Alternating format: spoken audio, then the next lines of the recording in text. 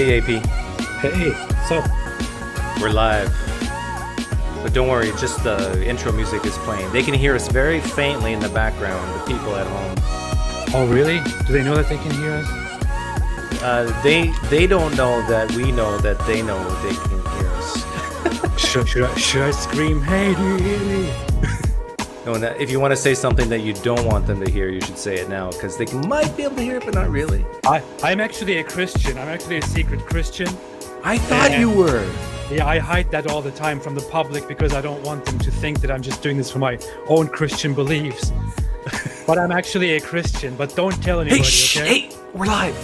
Quiet. Oh shit. Welcome, everyone.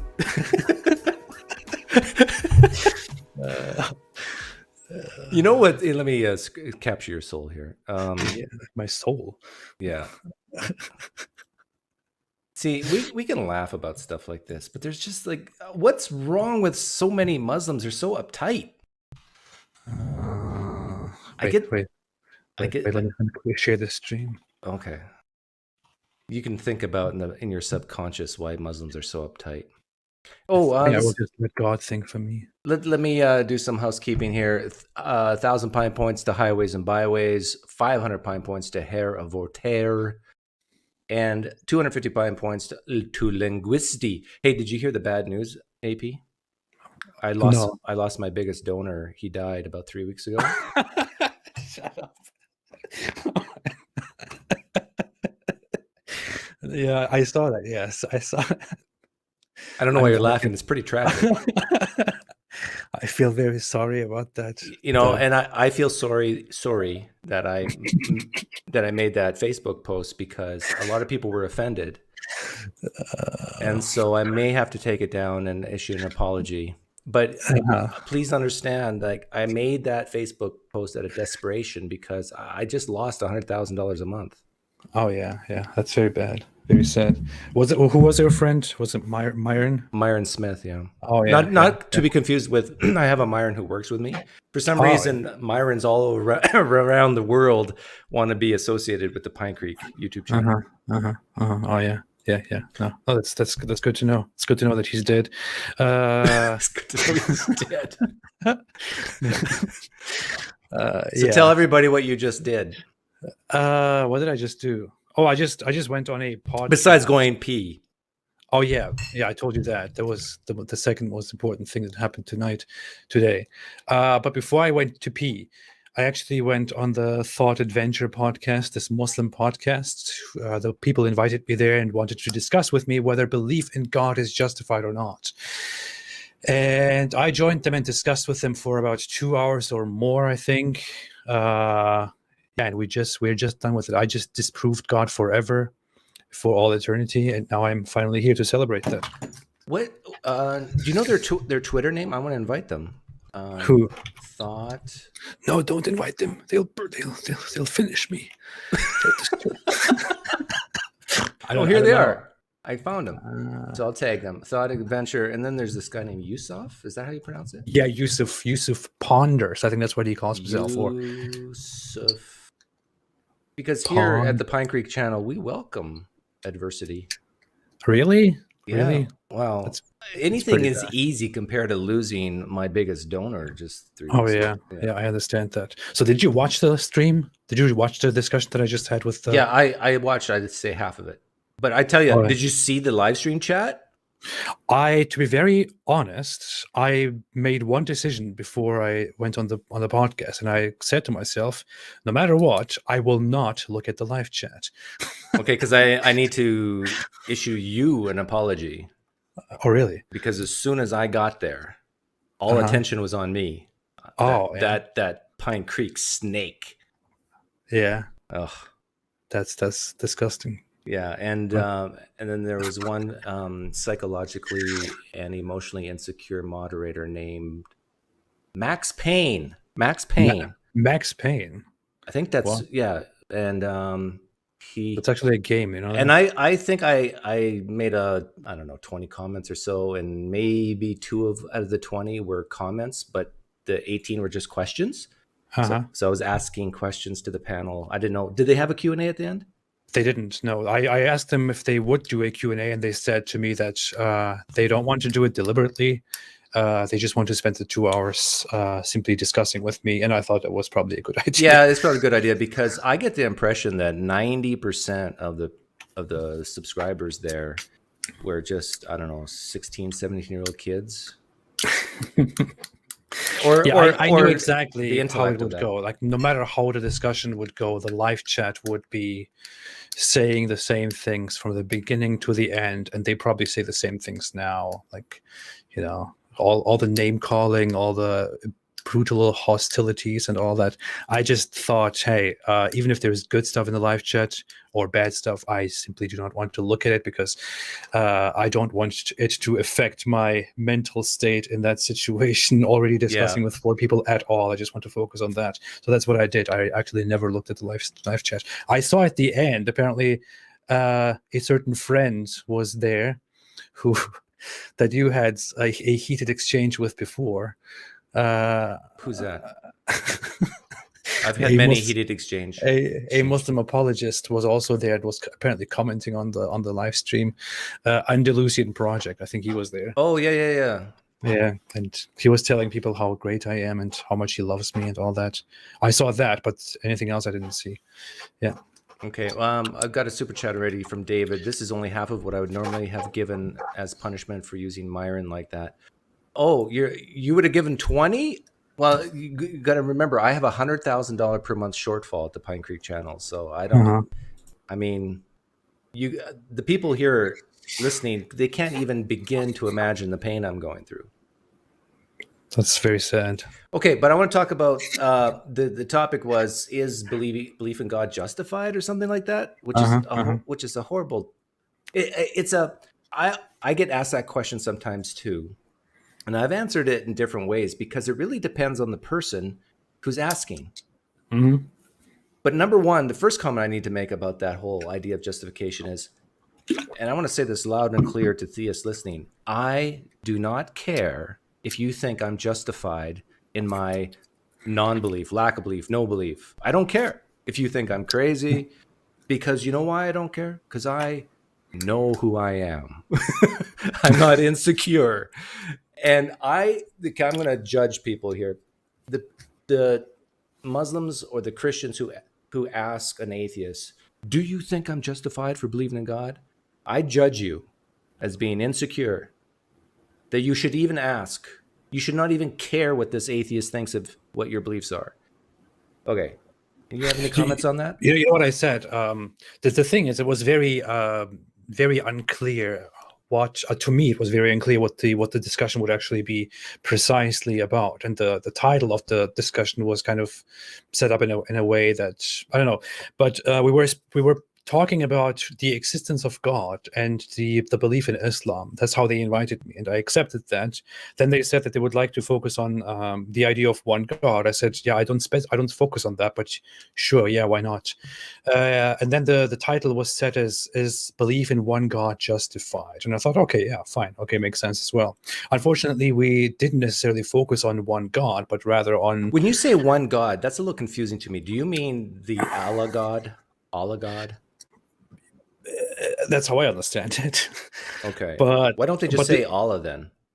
Well, because what they are doing, their logic is that the first idea of Islam, of the Shahada, the entering into Islam, is that there is no God but Allah, so that there is only one God. The issue is, and they're saying they want to defend this idea and want to discuss this idea because this is the precursor for every, for all of the other discussions that we can have. The issue is that the statement itself, there is no God but Allah, is not simply about the belief in one God. It is the belief in the God Allah and no other God. So that God already has certain definitions, certain specifications, certain conditions that come up along the way when we discuss the existence of God.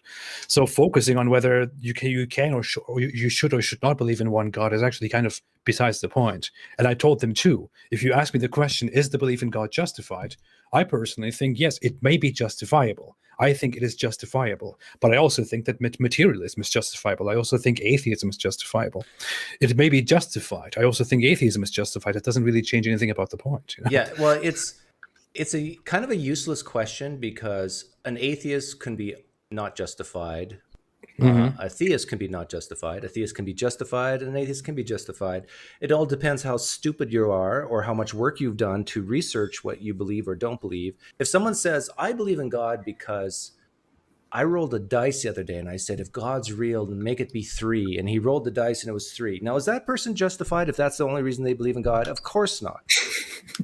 So it all depends on your reasons. And I think a lot of theists would agree with what I just said. Yeah.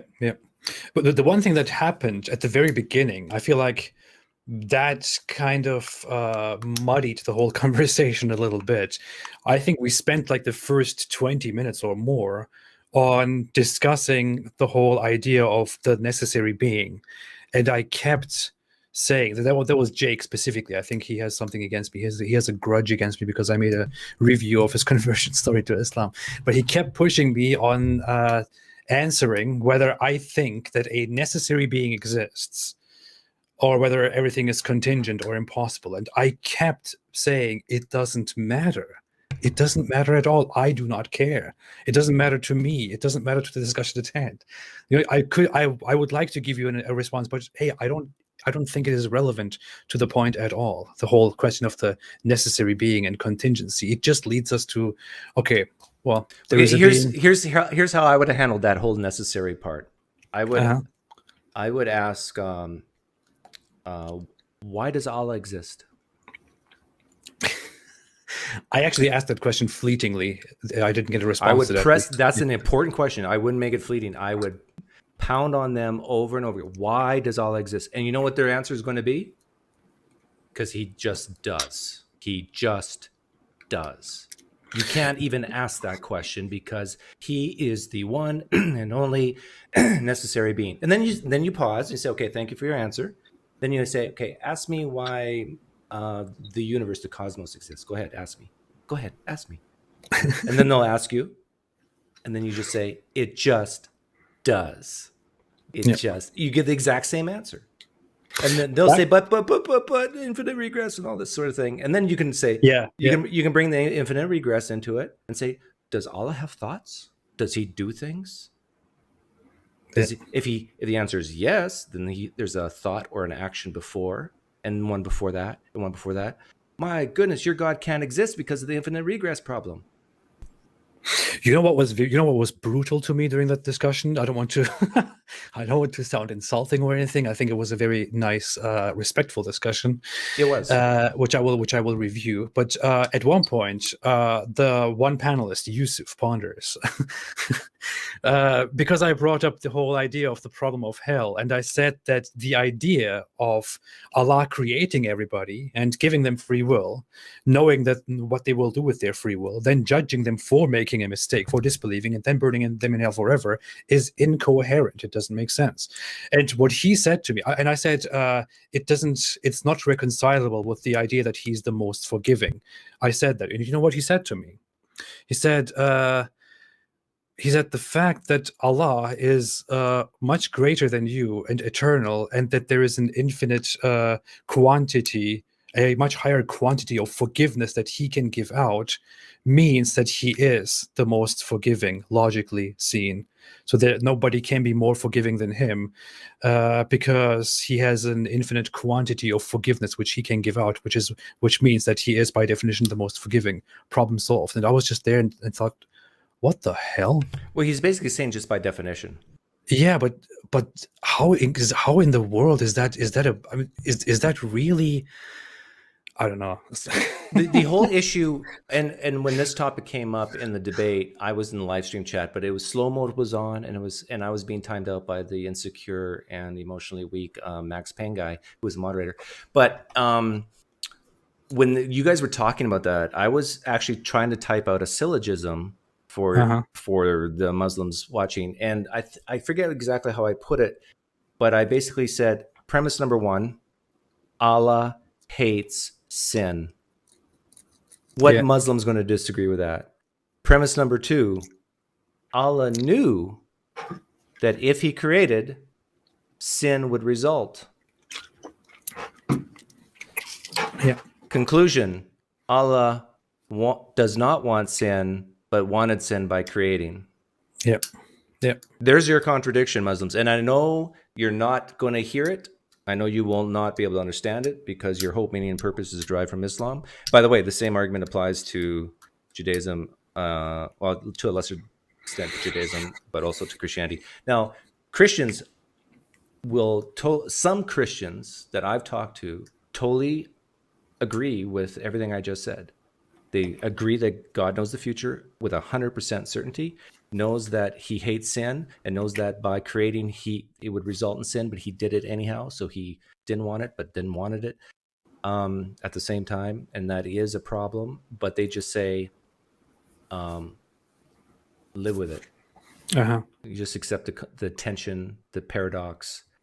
It's a problem, but we just have to live with it because there's no way I'm going to become an atheist or reject these gods.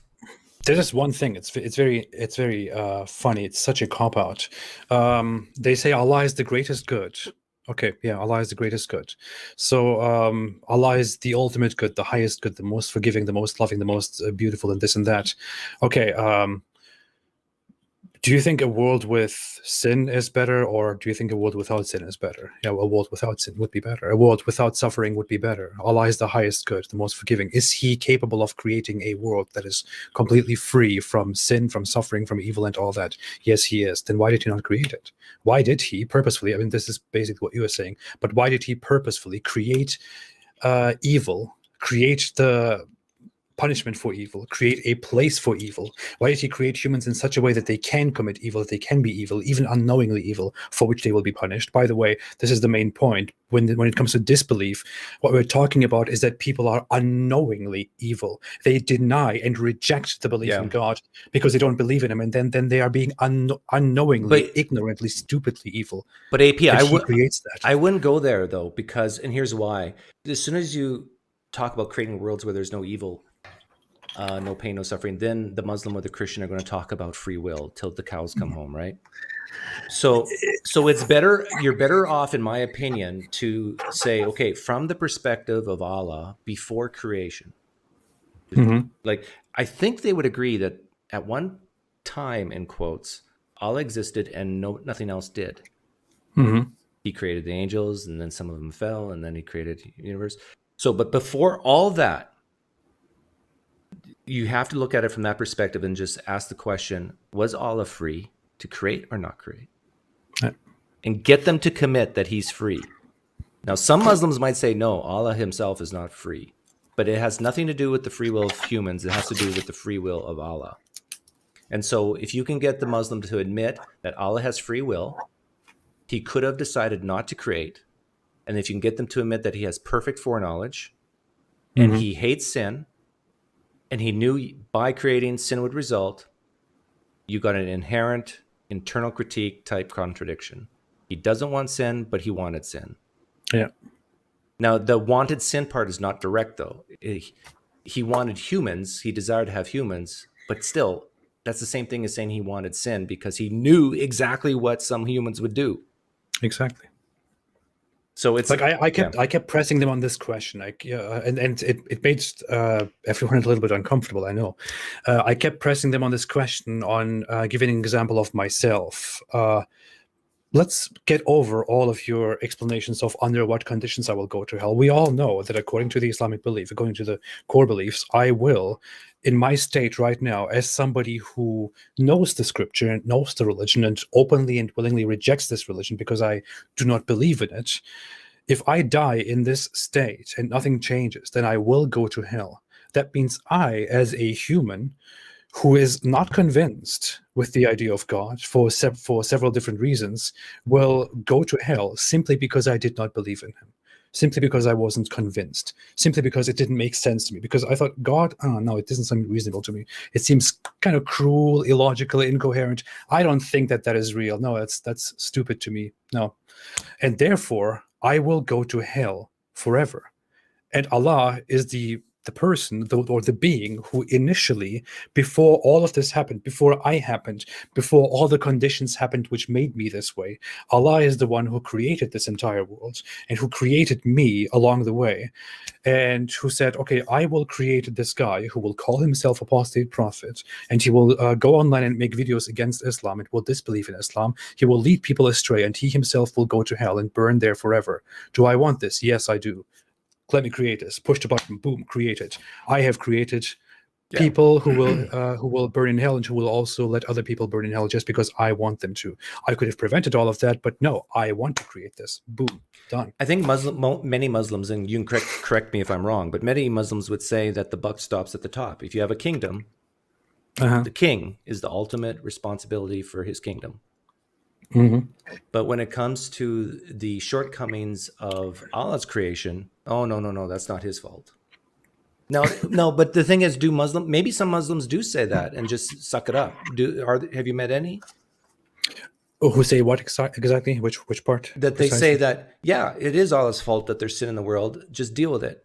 Have you seen any or heard of any Muslims who take that route? I'm not sure if I have heard them explicitly say that it is Allah's fault, but the idea is that Allah created everything, including good and evil, normally, and sin as well. That is the thing. It is completely incoherent. You usually don't get a proper response out of this, because they will have to acknowledge that Allah created the sin. Allah created your will to sin. Allah created your ability to sin. Allah created your destination that you will sin. But what they still say at the end is that, well, but he gave you free will, so it's in the end it's your own choice.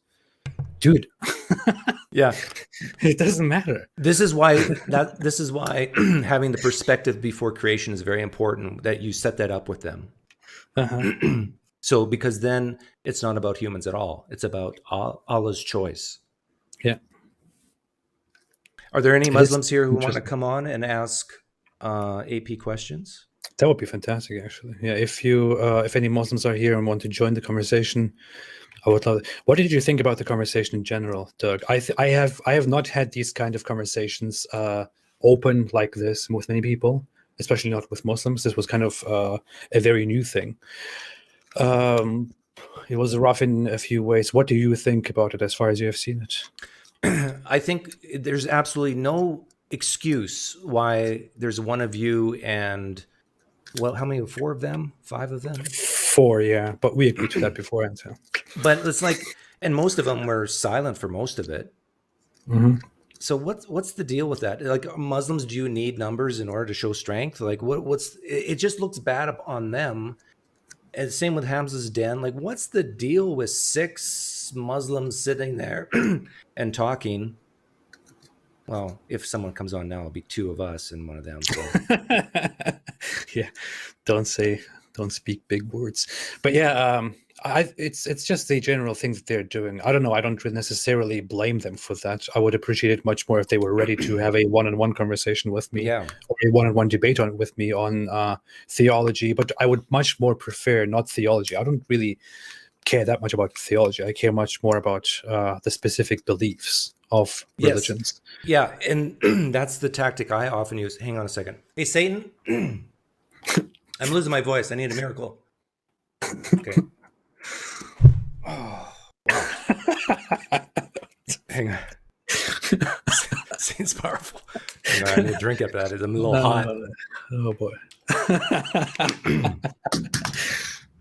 That was good. Did you know that he's my boss and he's in the corner here? I wasn't aware of that. I should. You didn't know that? You should have told me that before. Yeah. You got to know who you're dealing with here. But I think both Christians and Muslims alike, they will go top down. And I think you have to do the reverse, go bottom up.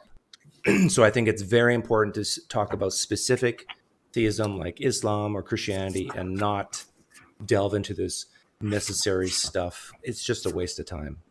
Well, it's not a waste of time for them because that's how they obfuscate. That's how they hide in the weeds of what they believe. Oh, that's one of the questions I asked in the live stream chat when they were talking about necessary beings, contingency, and all this. I asked in the live stream chat, how many people on the panel, and you can answer this because you did a video on all their testimonies, right? Yeah, on 2 of them, yeah. So how many people on the panel knew all this contingency stuff, all this necessary stuff, all these philosophical arguments before they became a Muslim? Yep. That's exactly the point that I wanted to make initially. I kind of planned this ahead. I put a few things down, and I thought one of the first things that I would like to ask them is, why philosophy? Why theism? Why exactly go this way? Did you, before you found Islam, agree to these things? Do religions, if we look at religions historically, if we look at the anthropology of religion, do we see that religions actually were actually established in a philosophically complicated way, where they slowly proceeded to establish reason to believe in one creator and all that? Did these arguments exist? No. None of these religions came to existence in such a way. They came into existence for completely different reasons. These arguments, these theistic argumentations, are merely a way for you to confirm your own beliefs and to justify your beliefs and to defend them in what you think is a smart and intellectual But way let's to call it defend what it them. is. It's a way to not feel stupid. Yeah. Yeah. I like the word maybe. stupid. It has a good ring to it. It's a beautiful word. Yeah. I like how it's spelled, like the S and the T at the beginning. It's wonderful. No, you know how I spell it? How? STOOPID. Oh, yeah, that's even more beautiful. Stupid. That's even more beautifuler. Yeah. The thing is, it doesn't really, when you go into this conversation, you know this better than I by now, probably. It doesn't really go the way that you want it to go. So I didn't approach it with the whole philosophy thing. They immediately started with the contingency and necessary being, and I thought, oh my God, why are we doing this? Yeah. Yeah. Okay, I'm going to open up the room, but let's see here. I might lose you. If that happens, just come back, okay? I will never come back. Let me try something here. Because right now I have the room set for 2. Okay. And I'm going to set it to 100. I want 2 atheists and 98 Muslims. Oh. Can we do that? Maybe, yeah. Okay. Hey, you're back, right? Oh, yeah, I'm here. Hello. It worked. Fantastic. Okay. There's you. So I'm asking, this is a challenge. I'm asking 98 Muslims to come on in, and one at a time, ask their questions, make their comments. See, I just said 99 Muslims. Although the room is for 100 people, we are 2, so there can't be 99 Muslims. This means I am even unreliable when it comes to maths. So why would you trust in anything that I say about Islam and God? It's ridiculous, man. And by the way, everything that I've said and that I think AP has said about arguments for God applies to Christianity as well. Oh, yeah? Would you agree with that? Partially, not entirely. What would you disagree with?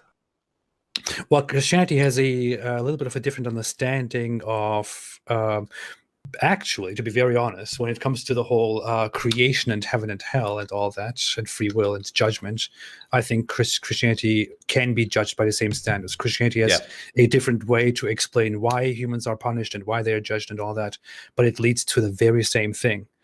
The one thing that Christianity has is that there is a larger, to be taken seriously, tradition of annihilationist and Unitarian views, which do not exist in Islam.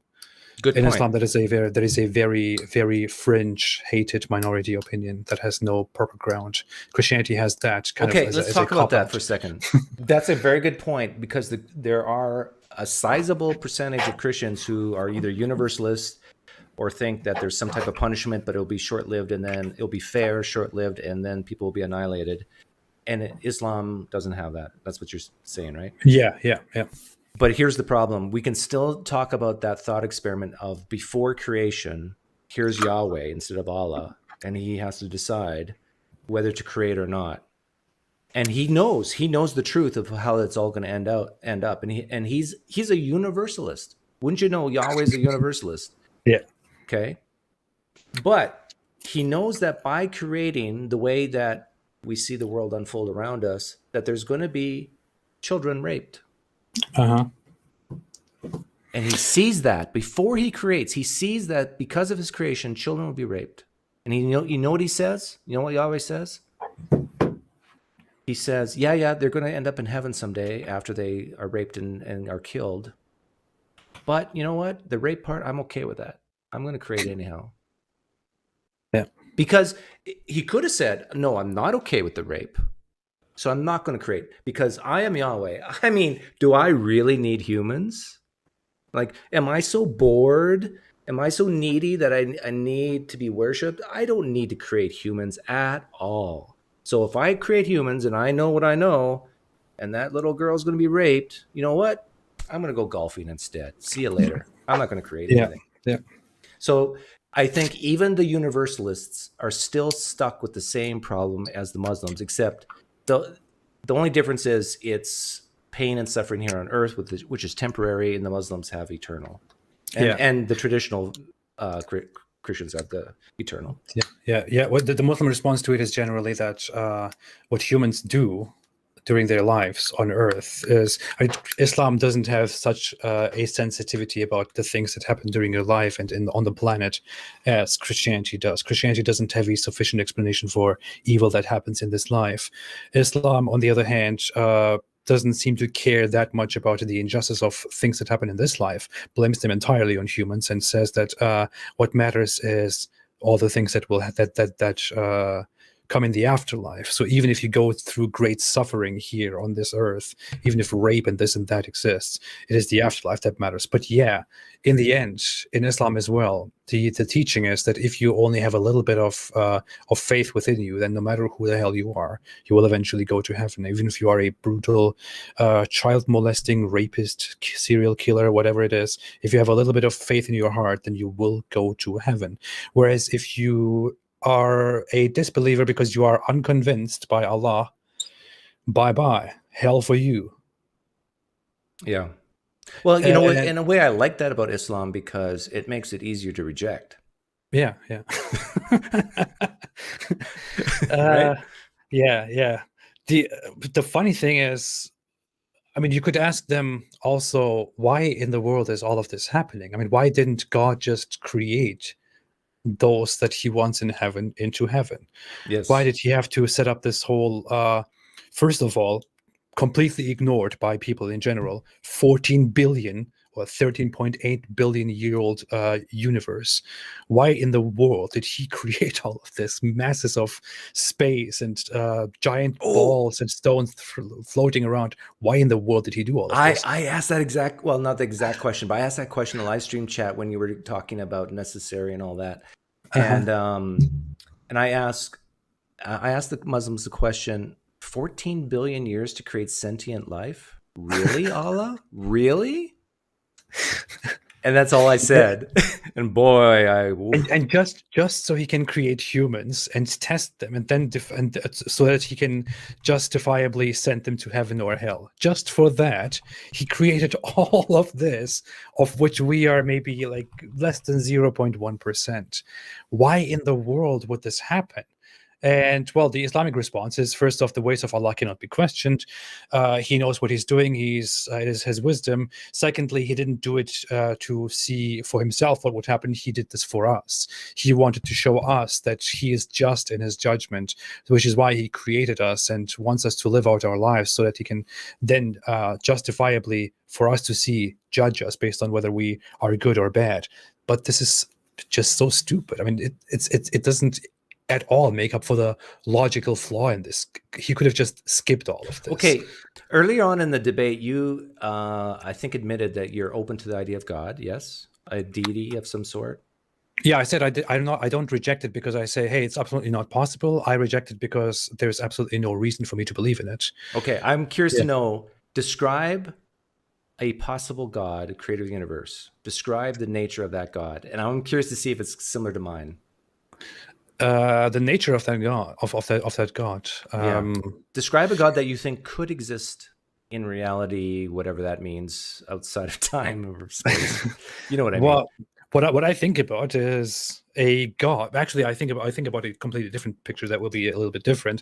But what I think about is a certain being, a certain creator that simply puts a whole magical, beautiful looking world into existence and just creates certain things and lets them evolve and develop in such a way that they become self-sufficient, and he observes them.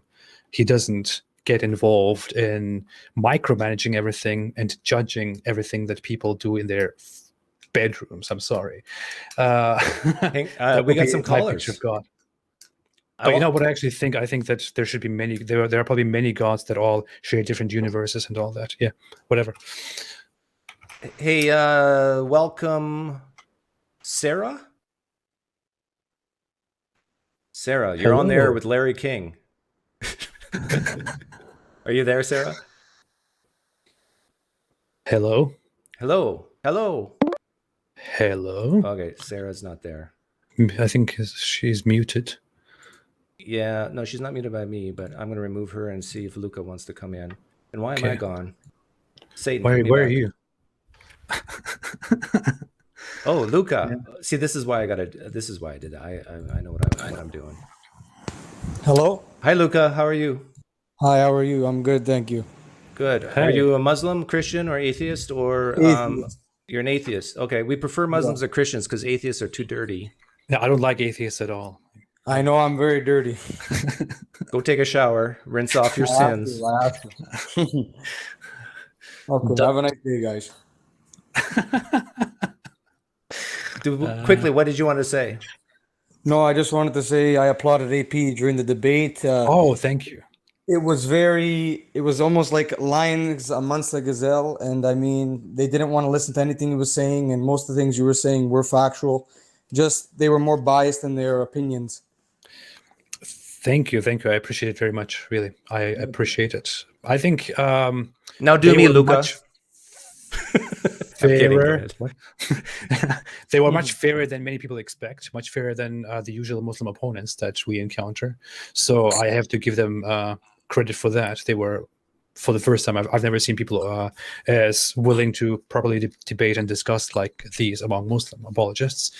But yeah, it was a little bit one-sided in what kind of arguments they wanted to accept and didn't want to accept. Which I kind of expected, to be very honest. But yeah, thank you so much. I really appreciate that. You're welcome, guys. Have a great day. Thank you so much. You too. Science bless you. Bye.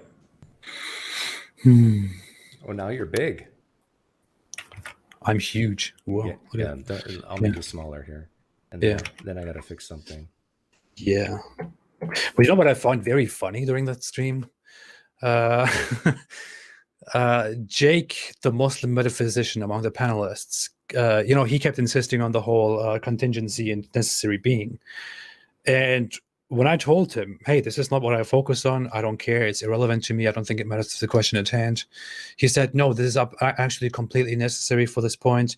And I said, do you think that in order to reject God, we have to argue about this and proceed with this? Do you think we have to have an opinion on this? He said, yes. You can't deny God or say there is no God if you don't have an opinion on this certain thing. And I just thought to myself, what the hell? Do you agree with that, Doug? Does anybody agree with that? That you have to, discuss the whole topic of necessary being and contingency, and that you have to dig through that and have an opinion on that in order to believe or disbelieve in God? Is that really a thing? Well, not specific theism, but I think it is a useful conversation in terms of letting the theists know that whatever the answer they give for why does their God exist, we can use the same answer. So in other words, if you're a Christian or if you're an atheist listening and a Christian or a Muslim wants to talk to you about all this necessariness and contingency, just close your eyes and imagine what they would say if you were to ask the same question back to them and just answer that. But instead of saying God, you say the cosmos, not our reality, not just our universe, but all material things that has ever existed in time, even time. Like the whole issue of time is a big problem. We really don't know what time is, do we? No. Yeah. It's what time is? Like time is more than just seconds and hours on a clock. It's, some people view it as temporal, sequential thoughts or actions. what if time can go backwards? What if it can stop? It's Time is what we define as it's a concept.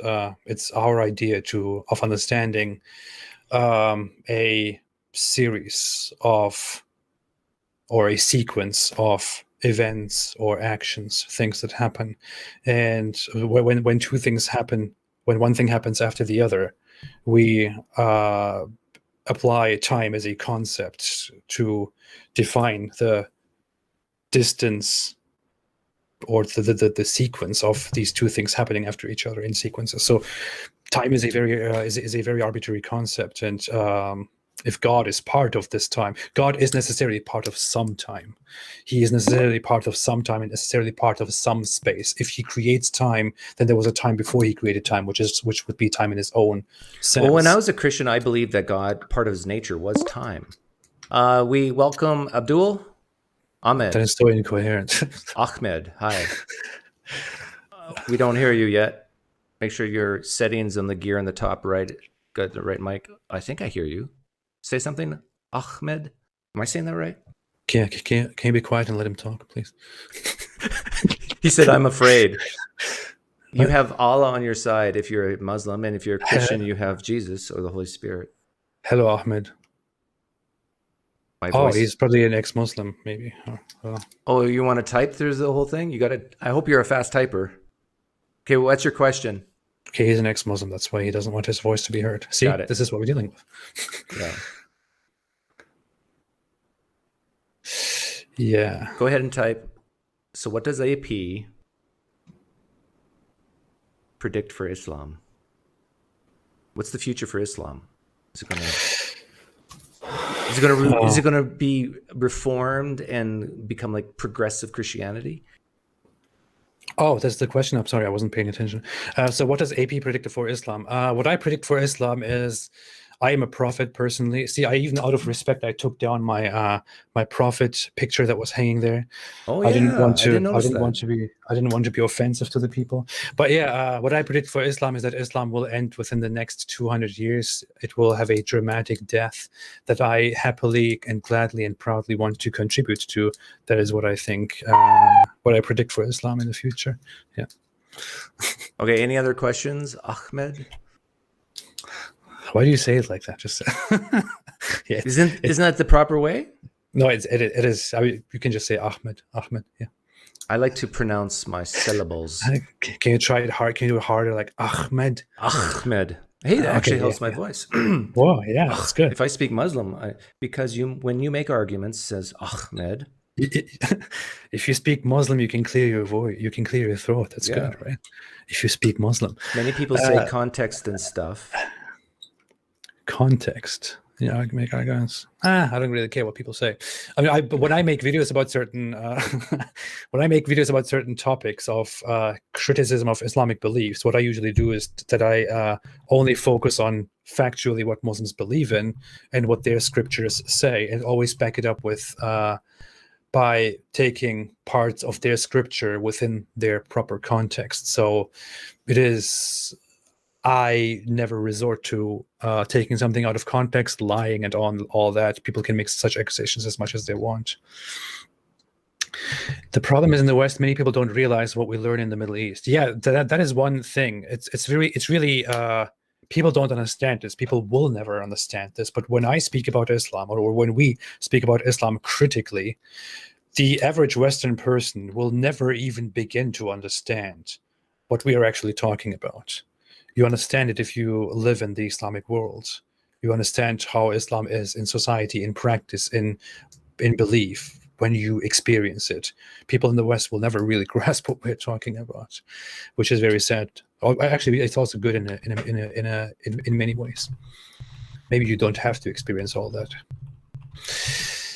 Yeah. Is that it?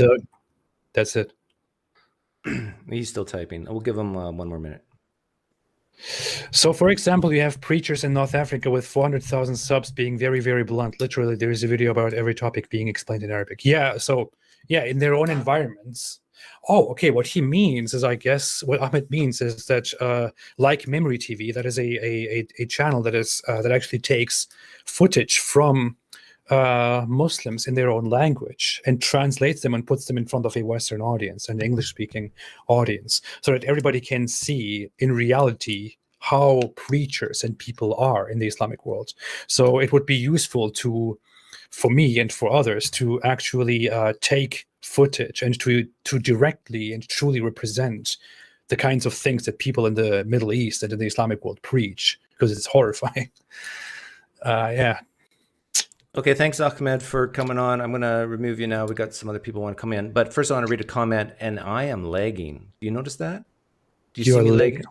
Lagging or lagging? I don't know. I am wearing legging too, but no, I'm kidding. Shuab Mohammed says, AP, just admit you are ignorant in philosophy or in logic in general. Yeah. Yeah, see, I want to make a comment about comments like that. Can I quickly admit that I'm just ignorant in philosophy, logic, religion, history, anthropology. Yeah. I'm even ignorant in eating food, for example. But yeah, go ahead. But even if that's true, well, a good thing to say is, yeah, you're probably right to some degree, but maybe I'm better than others. But the thing is, the people who, like, for example, that one particular guy who did most of the talking in today's debate, I forget his name. Abdul. Yeah. He knows, with a capital K, the arguments against the philosophical arguments he's presenting. Mm-hmm. If he doesn't, shame on him. He knows what people like Graham Oppy say. He disagrees, but he knows that an atheist could say something like Graham Oppy says, which is basically that the universe, the cosmos, is a necessary thing in its entirety. Things within it are contingent, but the whole essence, the whole thing is like God. It's like, now some Muslims or Christians might say, well, then you're just changing the name of God to apply to some type of pantheism or universe. Well, so be it. But the big difference is there's no mindless. There's no mind needed. There's no omnis needed. There's no hell needed. Okay, let's let someone in here. So what you're saying is that he knows the truth about the arguments against his own beliefs. He knows, the truth, which is why he deserves to go to hell. Yeah. See, and this when you're debating as a tactic, you say, you admit your faults. You say, you know what? I'm not quite sure. Well, excuse me, Abdul, do you remember what Graham Oppy said about this? And get him to present the argument against his position. It's so sly. I can just, does that PineCreek, that snake, he knows how to. Okay, who do we got here? Yeah. We have Hassan, ex-Muslim from BD, Bangladesh. Is that what BD stands for? I don't know, maybe. Welcome. Hello. You're on the air with Larry King. What's your question? Someone said I look like Larry King the other day, so I got to get suspenders. Oh, someone said on my stream with you, they said your guest looks like a mix of Vladimir Putin and Larry King. Yeah, that's what I'm referring to. We don't hear you, HFB. Are you there? Dear HFB, why can't we hear anybody today? No, no, it's not. No, we don't hear you. We hear crackling. We hear that you have a mic that wants to work, but Allah is not permitting it. Yeah. Okay. Yeah. And this, of course, proves again the existence of the necessary being. Yeah.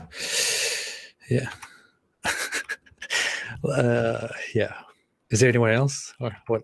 We're waiting. Shannon Q is in the live chat. And John Steingard, welcome. Do you know who that is? John Steingard? Who? No, who's that? He's some washed up Christian singer. Sorry, no. John. Sorry. I knew that would make you laugh. He used to be. I don't know if are you still John a singer? He's taking care of his kids right now, but he was a Christian singer, an evangelical type. But he left Christianity and now he started a YouTube channel. The funny thing is, what I want to say about the whole just admit you're ignorant stuff. what I find interesting is that I can be very honest about certain things. I think that certain people in that room, for example, that guy Sharif, is much more knowledgeable and advanced in philosophy than I am. What is the problem with me just saying, hey, I'm not a professional philosopher.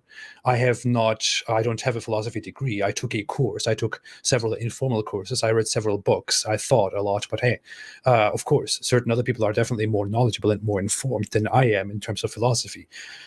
But the issue is that doesn't mean that necessarily they are right about a certain philosophical thing that we are discussing. They may know more than me. They may have 50 years of philosophical education behind them, but their conclusions can still be complete bullshit, as opposed to compared to mine, for example. The same thing can be true when we talk about religion, and a certain religious preacher might know more about more than I do about Islam, but it could still be that I am much more right about the subject than he is. So, Yeah, engage with the argument, with the substance, with the topic, rather than making such judgments about the person. Yeah, it's this usually happens. You hear comments or see comments like this from testosterone-filled. I call in the Christian version they're called precepts. They just want to win. It's more about winning than defeating your enemy. And because I think that a lot of Muslims in that live stream chat, at least today, view you, AP, as an enemy, and me, of course, yeah. and actually, that is one good way to disarm them, is just come out and ask them that question. In fact, it would have been hilarious if you would ask that question to those 5 guys. Do you view me as an enemy? And I tell you, that is so disarming, because a part of them wants to say yes, but a part of them wants to say no. Because if they say yes, I mean, where can the conversation go from there? If you view the person that you're trying to have a civil conversation with as the enemy. Jeez, I actually wanted to ask them a question today during this discussion. Yeah, I forgot that. Hey, welcome. Yeah, we can hear you now. Oh, okay. So I just wanted to get AP's opinion on the verse in the Quran where it says, God is a self-sustaining being, right? But he created us only to worship him. So how could a self-sustaining being who does not need anything create humans for worship? And he also makes it clear. He says, I don't need anything from you, but you humans need me. Now, we did not exist. He existed. He did not need anything. He created us for his worship, and then he puts the need on us. So that sounds like a circus show to me. Yeah. I entirely agree. I think there's more to that, even if you want to add the whole problem that we have been proposing from the very beginning. On top of doing all of that, he also creates all those who refuse to worship him and decides to burn them in hell. Although he didn't need any of that, and he didn't have any need for any of that. I mean, the idea is kind of strange. It's like when you discuss with certain apologists, like the ones that I discussed with today, they will likely just dismiss your objection and your opinion. It will just say, well, present me a logical inconsistency. But it doesn't really work that way. Religion is not built with logical consistencies and inconsistencies. It is not preached that way. When you look at Islam, you have the teaching that you have this eternal being who is the creator, who doesn't need anything, who is free from all the needs and all the opinions and all the feelings and all that stuff that we have. He didn't need anything, but he, for some reason, wants to be worshipped, and then creates billions of beings so they worship him. For what? Why would he want that? Why does he do that? Why does he need that? Why do you want to depict God as a being like humans who desires to be worshipped? This is to me an insult to the whole idea of God itself. I mean, God shouldn't be so pathetic that he actually wants to create beings just so that they can worship him, and he wants to vengefully punish those brutally who refuse to worship him. If he's self-sustaining, if he's the most perfect thing, he shouldn't have the need for anything else. He shouldn't create anything else. Yeah. Hey, It Hassan. also seems to me that God is like I guess he could have an excuse. He could say, angels worship me because I forced them to, but humans, they'll worship me because I give them free will, and out of their free will, they will choose to worship me. So that's kind of a special type of worship. I mean, why would he even have angels? It doesn't really make sense. Why would he even create the angels for himself? For the music. Well, we know that God has a throne, and 4 angels or 8 angels pick him up on his fat throne. Where he sits on. Hey, Hassan, sorry to interrupt, but be very honest with me. Is it this issue or issues like this the reason why you're an ex-Muslim? Yeah, I'd say there's like multiple factors. One would be evolution. The other would be the omniscience versus free will. Another one would be the constant word games and interpretations that you have to play with scripture. Another one would be, suffering. Why does God kill innocent children, burn women alive? One could make an argument that we have evil in this world to highlight the importance of good, but what about the unnecessary suffering? What good does that evil bring? Yeah, so it sounds to me like you're an ex-Muslim because of the like top level type, I don't think there's a God at all. But would you say that there could be a God existing in Islam false? The necessary God does sound realistic. The God that justifies all existence, the God of Spinoza, the God of Einstein, the God who made the laws of physics, the God who gives, the God for whom, we can describe the universe so perfectly with math, and we can we can predict outcomes in the universe using physical laws. I mean, why does the universe obey a single law? Why doesn't it just be completely random? So that's a yes, right? You could believe in a God. Well, that kind of a God doesn't, when Spinoza talks about a God, he doesn't actually place any moral significance on that God. That God doesn't care about our morality. He doesn't care about our prayer. He doesn't care about our worship. He's just there. He's just out there floating in his heavenly seas. But what if, Hassan, what if this God has plans? And his plan is to reveal himself to all of mankind on, I don't know, November 7th of this year. Yeah, that sounds like a prophecy to me. You sound very well educated. No, I'm second year college, undergrad. Second year college. Well, how long ago did you leave Islam? It was 2 years, so I think, when I was 17. 18, something. So just like very, very, very nice, Hassan. Very nice approach. So 3 or 4 years ago? I'm 22 now, so yeah, 21. So I guess 3 years ago, 4 years. Yeah. Did you have a lot of backlash from your parents? Oh, they don't know. They're right next to me in some other room. This is actually this is 4:30 a.m. and my mom is praying right now.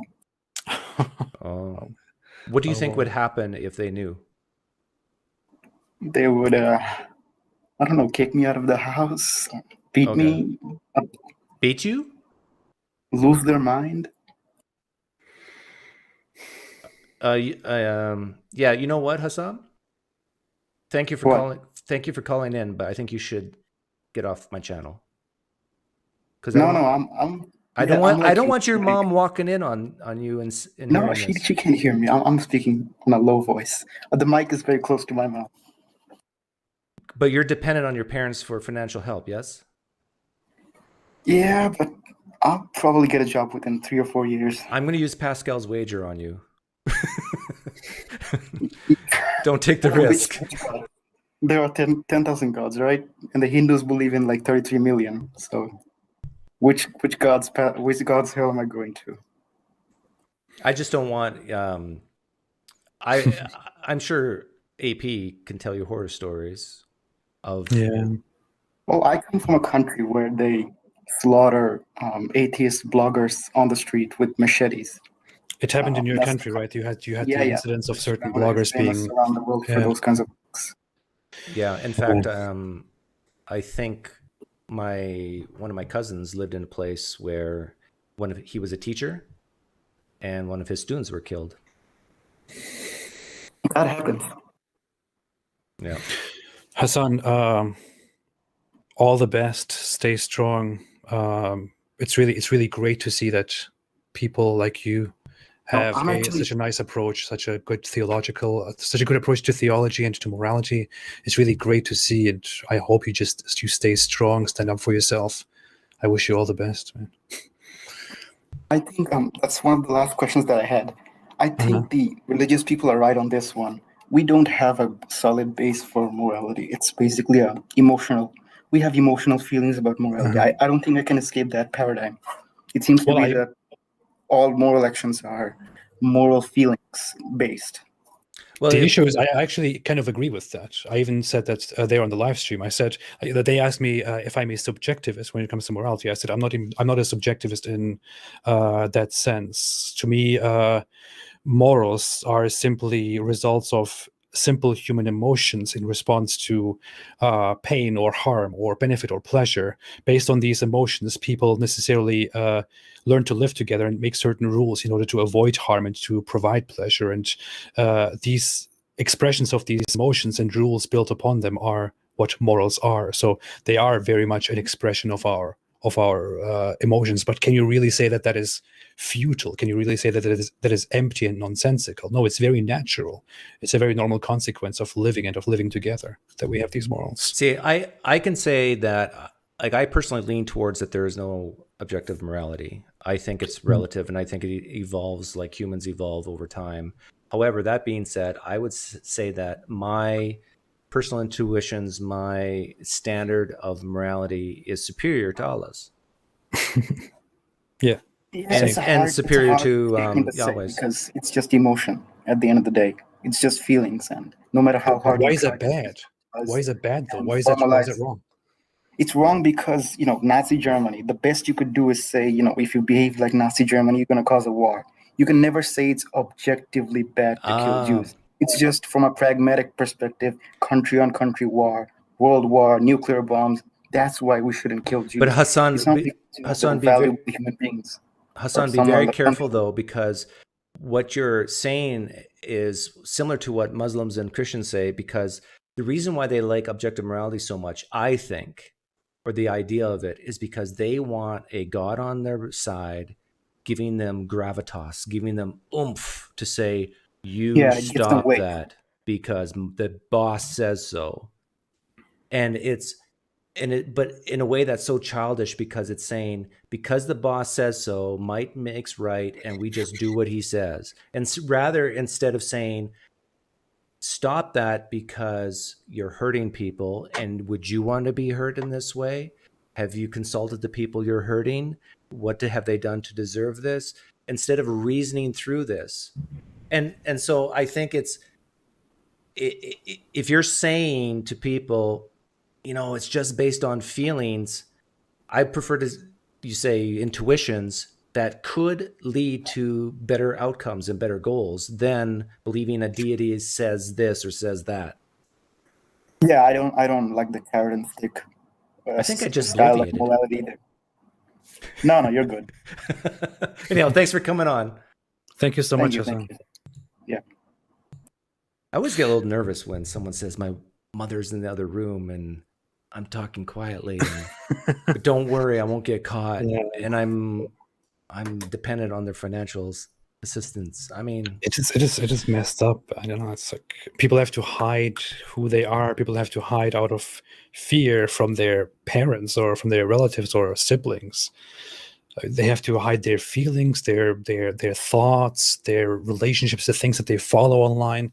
It is so cruel. Would you give the advice that you shouldn't become an atheist publicly until you live in a Western nation and you make at least $75,000 a year? I'm a little bit conflicted about that. I feel like on the one hand, I think everyone should drop the fear and become an atheist openly if they want to. On the other hand, some people necessarily have to look out for their own safety and can't do that. But I would always encourage everyone to look for a quick way to become self-sufficient, to move to a Western country, and then to make it public that you are an atheist, because living with fear and suppressing your true self is just not healthy at all. It's not a good life. Yeah. The room is open. We've had, have we had any current Muslims call in yet? Are they all No, X? we have not. We have not. You know, I actually had something on my mind right now about the whole creation thing. I want to maybe write this down and maybe make a video about this whole stuff. But you know, when we talk about God, I'm sorry for going on a rant like this right now. But I if forgive you want you. to talk about God, then we're talking about what they want to call the perfect being, who is self-sufficient and who doesn't need anything or anybody. And you're thinking of God. Imagine God.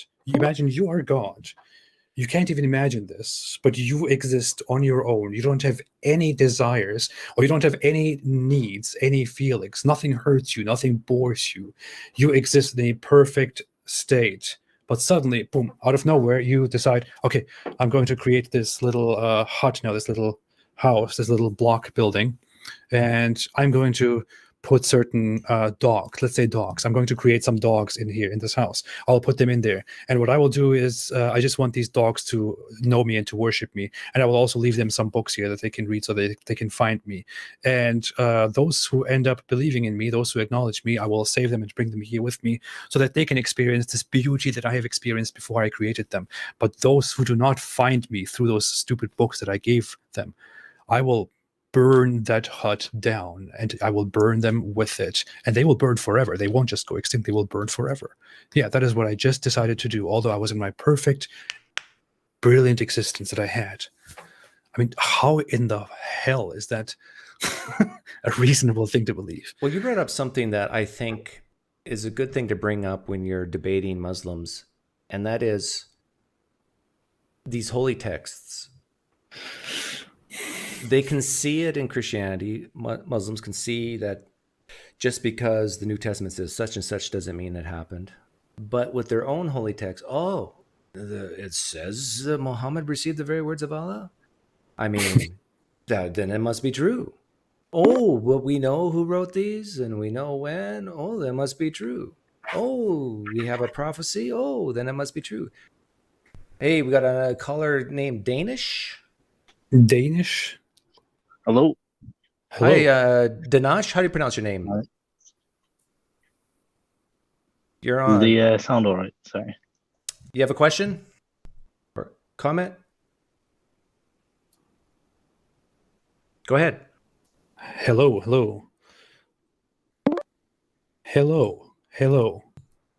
Do you have a question? An actual Muslim is calling in now. Oh, I think I've talked to him before. An actual Muslim? Oh, I have to go pee. Wait. You really? Go ahead. I can. I actually have to go. I'm suppressing it for like crazy. Yeah, go pee. I might be here if we keep it. Okay, I'll be right back. I'll talk on your behalf. Okay. Where's he going? Where's he going? Is he Wait away? wait for me. I'll be right back. I'll be He back has in 2 to. minutes. He has to water the horse. Yeah, I'm scared. I have to go pee. I'll be right back. Okay, in 2 go minutes. go Okay? pee. Go pee. I've talked to you before, right? Oh yeah, we're buddies, man. Yeah. When are you David? No, Adam. Adam. Oh, I always mix up. Yeah, Adam and Eve. Right. So what did you want to talk about? Yeah, I mean it's been fun. I just tuned in like a couple of minutes ago, and I was watching the debate or whatever you want to call it earlier. Did you see how I was treated in the live stream chat? Which one? I wasn't paying attention to the chat honestly, but I was just. Okay. What do you think of the debate with AP? I was gonna ask you the same question, man. I thought it was fine. I think they were, for the most part, respectful, and it was civil, and they talked about, the top down, but mostly concentrated on the bottom up, like specific theism, specific Islam. So that was good. Yeah, I mean, what do you think about the content? Like, The what do you content? think? What do you think about the substance of the talk? They focused a lot on hell, and I thought that was good because that's what's at stake for Muslims, and for Christians as well, a lot of them. And so I do think there's a contradiction there, an inherent one. If Allah truly does not like sin, and if Allah truly knows the future with certainty, then Allah would not create something that He doesn't want, which is sin. Now tell me from your perspective as a real Muslim, what's missing from that? I don't. What's missing? Nothing's missing. Like, where's the inconsistency or the incoherence? I don't get it. Because Allah wants and doesn't want. Allah No, wants, he wants to wants. create, but he doesn't want sin. No, he wants to create humans that have free will to choose between sinning and not sinning. Okay, but does okay? Well, this is what I recommended to AP that he should have done it. So I'm going to try it with you and see if it works. Okay. Yeah. True or false? Allah's okay with just a little bit of sin. He's okay with it.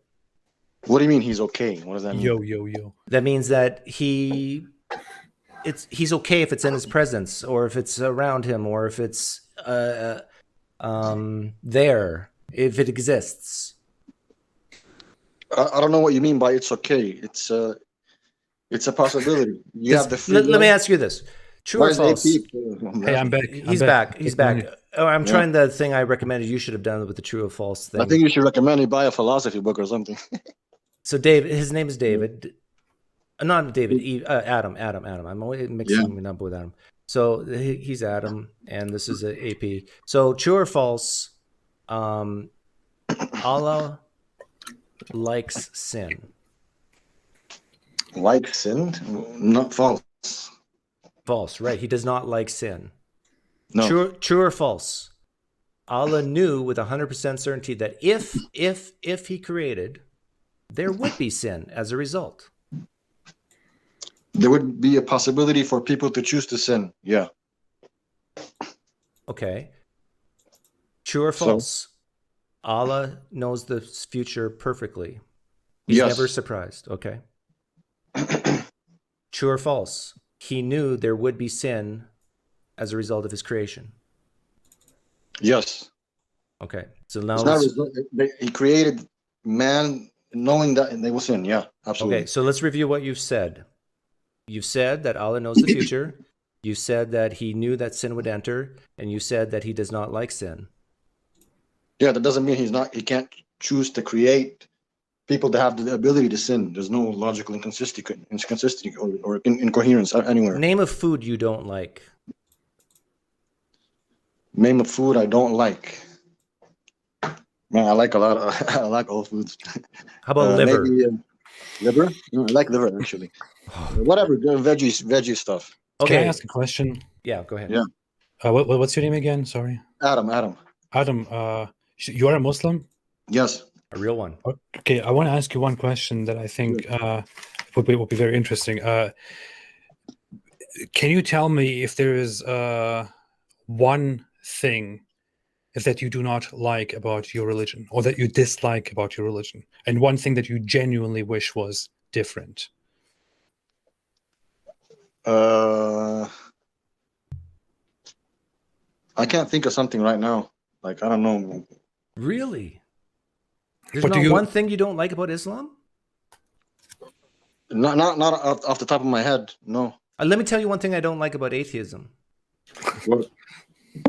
I don't like that if someone is dying and I'm on they're right next to their deathbed, and they know the end is coming and they want the hope that there's going to be more. I do not like that in my worldview. I can't give them any type of reassurance of that. I don't like that. Now, I've opened myself up. I'm vulnerable to you, Adam, of what I don't like about my worldview. Surely there has to be something you don't like about Islam. I can open up too. I think what I don't like about atheism in my state is I wish I had clearer answers to everything that I wonder about, which would make me feel more comfortable about the world. So insofar, this is one thing that I dislike. I dislike ignorance, for example. So that's what I don't like about my own worldview. But is there something that you dislike about Islam and that you wish was genuinely different? I'm trying to think, man. Maybe suggest something that you don't like, and let's see what we like it or not. That'd be cheating. That would be very biased. Okay, okay, Adam, I'll bite. Okay. What if Allah chose to create humans with free will and punish people for doing wrong things here on planet Earth? But just like, how some Christians believe in universalism, what if Allah set it up in such a system that eventually everyone will receive paradise. They will still pay for their sins, but it won't be eternal. Would you like that a little bit more than what it currently is? Not really. Then that would be unfair to me. I'm doing all the hard work, and they'll just they will get the same reward. That's not unfair. But wait, no. I'm saying that they would get punished for the things for their disbelief. Okay. But it wouldn't be eternal. Would They you would like that get- better? They would get punished, and it wouldn't be eternal. But it would Yeah. not be eternal. Would you like They that better eventually than go to heaven. eternal? Yeah. So let's say in human years, let's say they would, if they live and die 70 years old, for 70 years they'll be in hell, but at the end of the 7 years they get to go to paradise with you.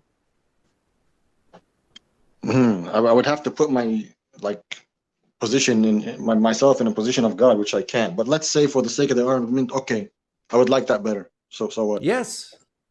So you do like something about so there is something about your religion that is fundamental by Allah, by the source of your religion, that you think could actually be better in a different way, although that is what Allah No. decreed. I haven't reached that decision yet.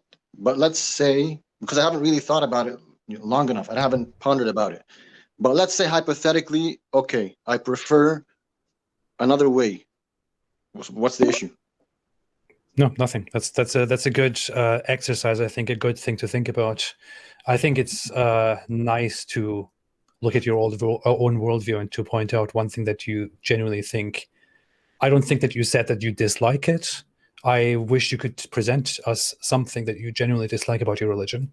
But Okay, it's even I good got to point out it's even good to point out something that you wish was different. Okay, I'll tell you something that I not necessarily dislike, but I don't like waking up early in the morning, very early. For example, right? I stay up late, but we obviously that we have to wake up very early for Fajr prayer, Yeah. right? So what's Yeah. the issue? Okay. So you don't like that. You don't like that you have to wake up very early in the morning for the first morning prayer. I don't hate it, but I prefer not waking up that early. So what's Okay. the issue? Good. No, it's just a question. It's just some little exercise to look at your own faith and to see if there is something that you genuinely disagree with or genuinely dislike. That's a good point to think about, I think. I'm not making a point here. I'm just saying it's good to reflect a little bit about that. Yeah, I don't know. Hey, just to let you guys know, I forgot that when I have a room set to a 100, there's a time limit on it. So we have 4 minutes left. So we can either really? quickly take like 4 more callers a minute each, or spend the rest of the time with Adam. Do you have people waiting? You and I can still stay forever, but yeah, we do have Oh, yeah. people waiting. I'll just say my last words, and then you guys can wrap it up or whatever. Just wanted to say, I just watched the podcast with AP, and from my personal perspective, I'm being very honest.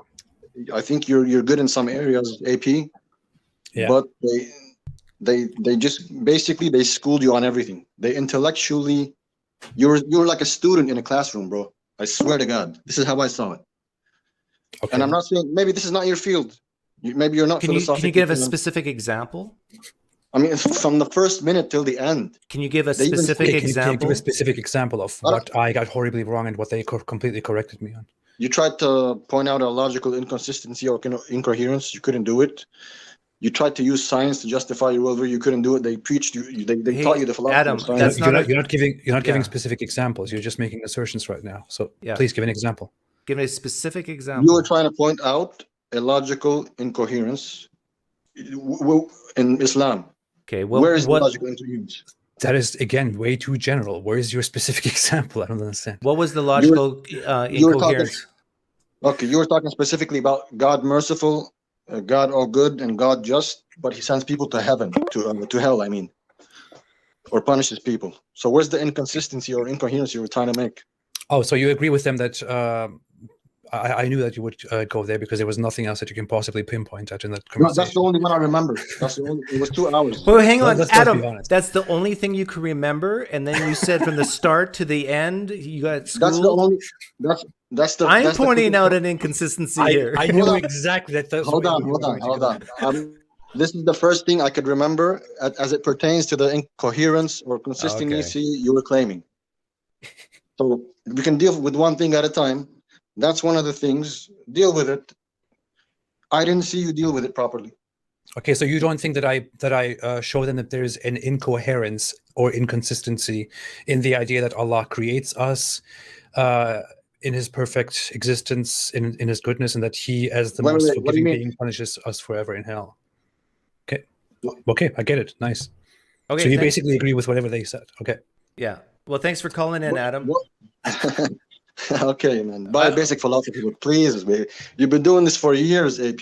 Buy a No, basic I introduction haven't. to philosophy book. No, I haven't. Hey, Adam, before you go, do you believe Apostate Prophet's your enemy? What do you mean, enemy? No. Okay. That's all. I don't think he's. You don't view him as an I don't think enemy? he's worth. I don't think he's intellectually or worthy to be an enemy. He's just like a guy on the internet. Well, I think the same thing about you guys. The issue is that statistically seen, I'm actually right. So.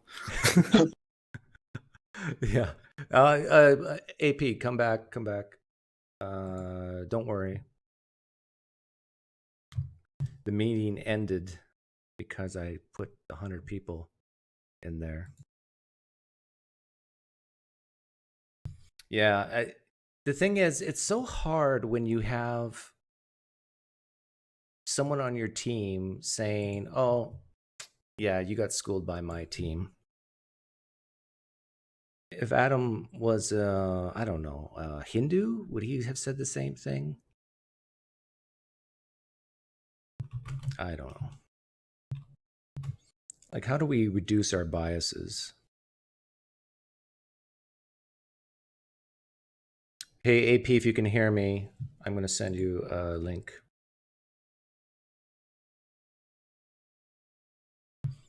to a new room.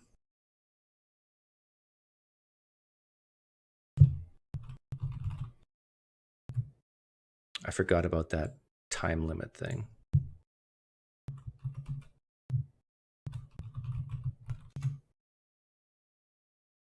Yeah, there we go.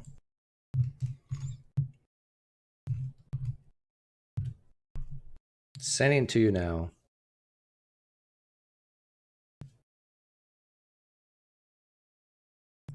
Oh, and I gotta change the room size. Otherwise, the same thing's gonna happen.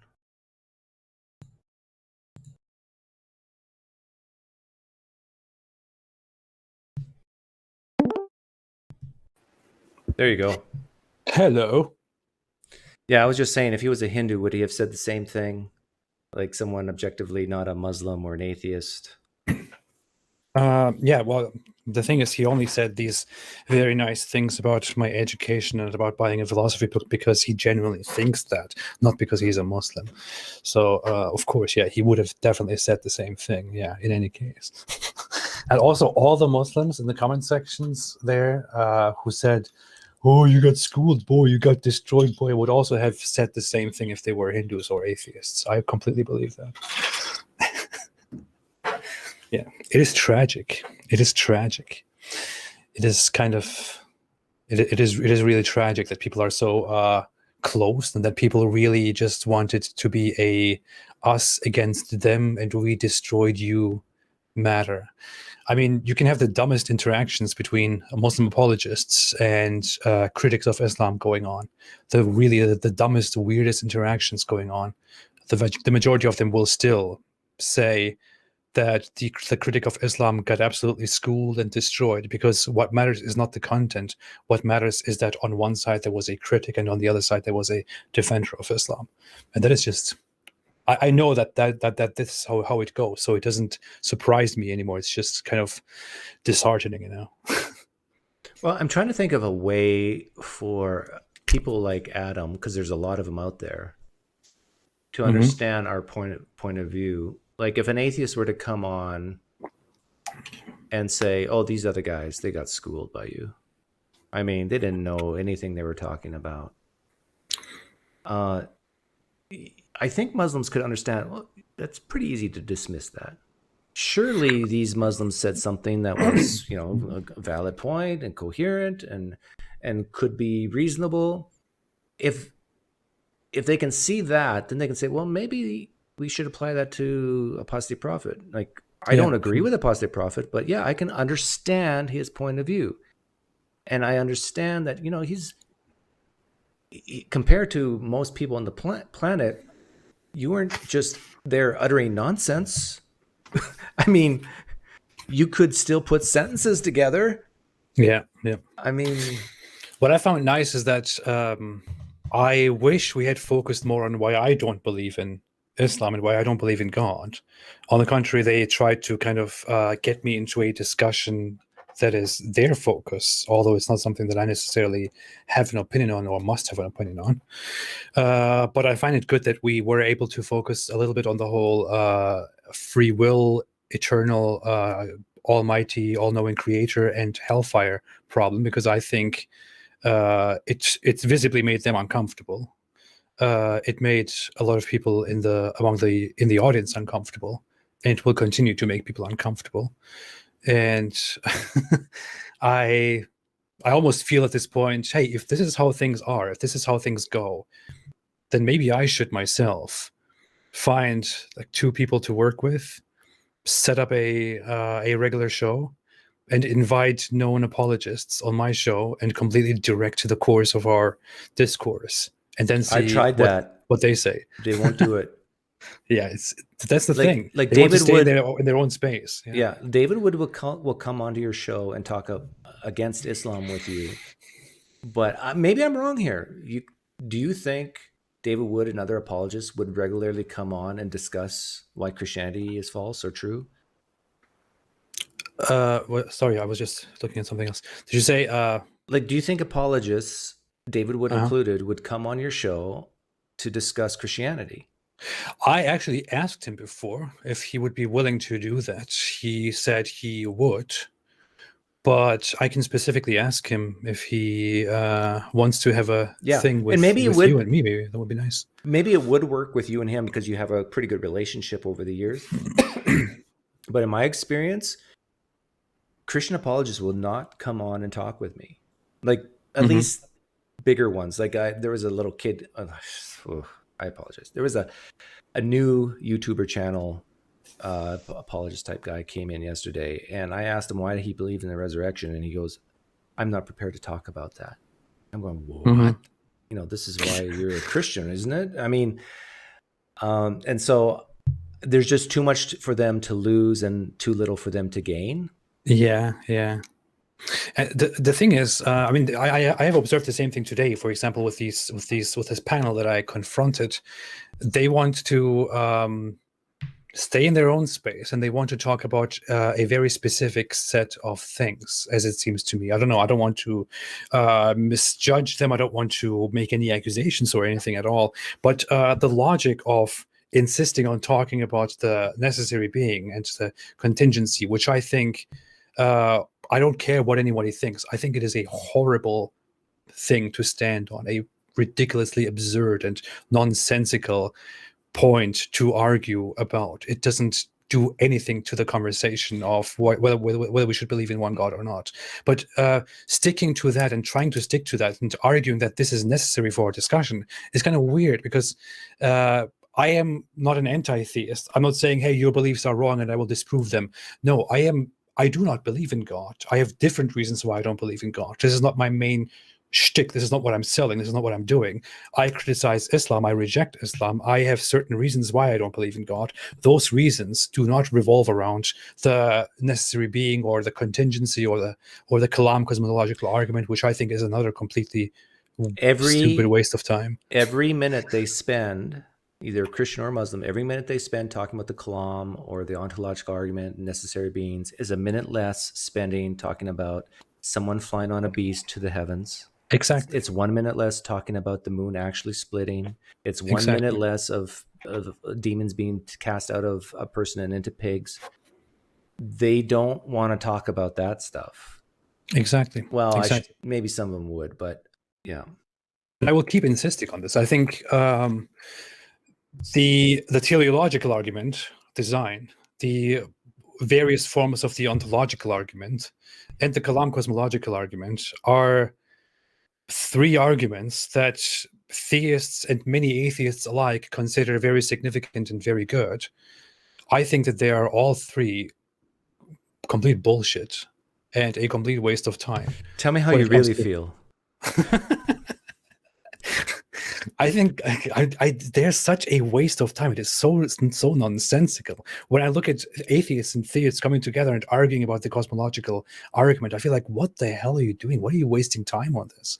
I mean, it is just a way for the religious person to justify their own beliefs, to confirm their own beliefs in such a way that does not involve their own religious beliefs teachings at all. That is not why you believe in Christianity. That is not why Christianity was established. That is not why anyone preaches Christianity. This is simply your strange defense of Christianity, which or of Islam, which simply makes you ignore all the other problems that surround these religions. I feel bad. I feel bad Yeah. because the room expired and there's Muslims who I think wanted to still talk.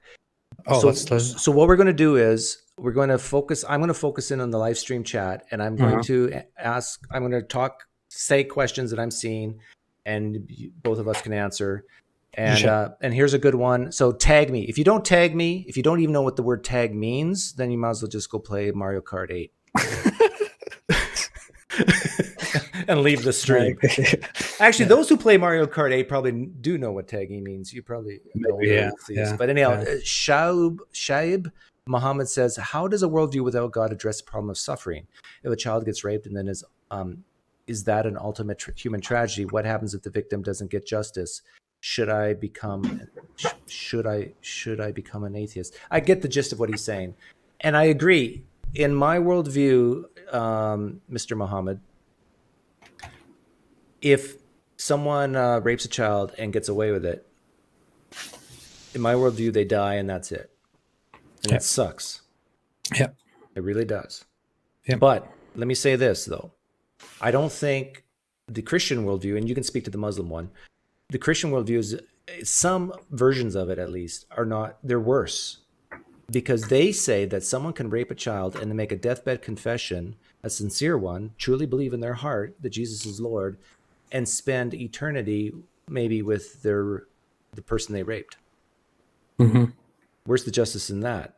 They spend their whole life being a douchebag, raping people, and then at the end of their life, they get to go to heaven because they sincerely believed. Okay, how about you, Apostate Prophet? How would you answer that question? Well, I would answer it in a similar way. I think that the whole question kind of comes from such a place where you desperately, or maybe you really want to believe that there is some great justice that will eventually come, because you don't want to simply believe and accept that that amazingly good people will just die and that's it, or you don't want to accept that horrible people like, I don't know, I'll go the literally Hitler path again, but that people like Hitler will not be punished for their actions. You do not want to believe these things, so you want to look for some justice that will take place at least after they die. Well, it's just wishful thinking. Sorry, the reality, as it seems, is that somebody who has done horrible things, and maybe nobody noticed that they have done horrible things throughout their life, will just die and that will be it. They will not get away with it. Getting away with it is a strange way to put it, because they're not getting away. They simply cease to exist. They do not exist anymore. They have done their part. They have lived as certain beings while they have lived on this planet. They have done things that we describe as good and others that we describe as bad, and then they have died. We simply judge these things as good or bad based on our emotions and on our social interactions. That's Hey, all AP, there is to it. let's keep each other accountable. 30-second answers for me, 30-second answers for you, because I think we got a ton of questions here. Yeah, let's do 30-second answers for you, 2-minute answers for me. Smoking Tire says, it seems to me Ridvan left. Is that how you pronounce your name? Ridvan, yeah, whatever. Ridvan left for moral reasons. When asked to point out the logical contradiction within Islam on the aspect of evil, he was unable to. Okay, so I'm going to answer for 30 seconds. This sounds very familiar to Christians who say that, oh, I just left Christianity because I want to sin. Now, maybe in some Christians, former Christians' lives, that's true. I'll grant that. But for me, that was not the case. And the thing is, Christians still sin even when they are Christian. So it's not like they stop sinning just because they're Christian. Okay, what do you say, AP? I say I didn't. I certainly did not leave for moral reasons. I specifically left Islam for scriptural reasons that we never got into, because we didn't discuss about Islam specifically. We discussed about God, which is why I talked about God issues and about the problem of hell. If we wanted to talk about Islam, I have lots of reasons, I can tell you that. But when it comes to hell, I did provide a reason why it is incoherent. But apologists simply do not want to accept the reasoning, because they want to say, well, God is not contradicting himself when he says, I am the most forgiving, because he also makes conditions for his forgiveness. And that is simply sophistry. I'm sorry. Okay, Brent Kalar, shame on you. You tagged Apostate Prophet and not me, and then it doesn't light up and I can't see it. So be a good student and follow directions from your teacher. Most people believe in religious tenets for the same reason as most people believe in evolution and the 13 billion year age of the universe, authority. So he's making his point that everybody has an authority. And here's my answer to this. When it comes to the age of the universe, for example, you brought this up, it doesn't matter if you're Muslim, Hindu, Jew, Christian, atheist. If you're a scientist who works in this field, we all come to the same conclusion. Show me that for religion. Show how a Muslim comes to the same conclusion as a Christian on something as specific as the age of the universe. It doesn't happen. Your turn, Apostate Prophet. Same thing. People like to, in philosophy, apply Occam's razor where it actually doesn't really belong. But according to that logic, you would never go for that conclusion, which requires the highest number of assumptions. When it comes to explaining the origin of the universe, for example, you have no concrete evidence, no path that leads to God at all. You're making lots of huge assumptions, a lot of inferences that you cannot compare to anything else. Whereas with the universe and the age of it, we have reasonable concrete evidence, actually, that we can observe and speculate on. Okay, Christoph Nielsen asks, when you're mirroring the presupposition of swapping God for the universe, so in other words, the universe is a necessary thing and not God, do you actually accept the necessity of referencing something singularly ultimate, or is it just a game? Okay, that's a great question. He's asking, am I, I shouldn't say this, but am I pulling a T-jump here? Because he uses pantheism, naturalistic pantheism. No, listen to me, look into my eyes, so you can see I'm not lying to you. I really do think that the cosmos, not just our reality, the universe, is the necessary property in its totality. And to ask the question, why does it exist, is like asking, why does God exist? It's a brute fact. I'm not just saying this. It's not a game. Yeah. But universe, as in space, would be the necessary existence, the necessary being. Why would you speculate further about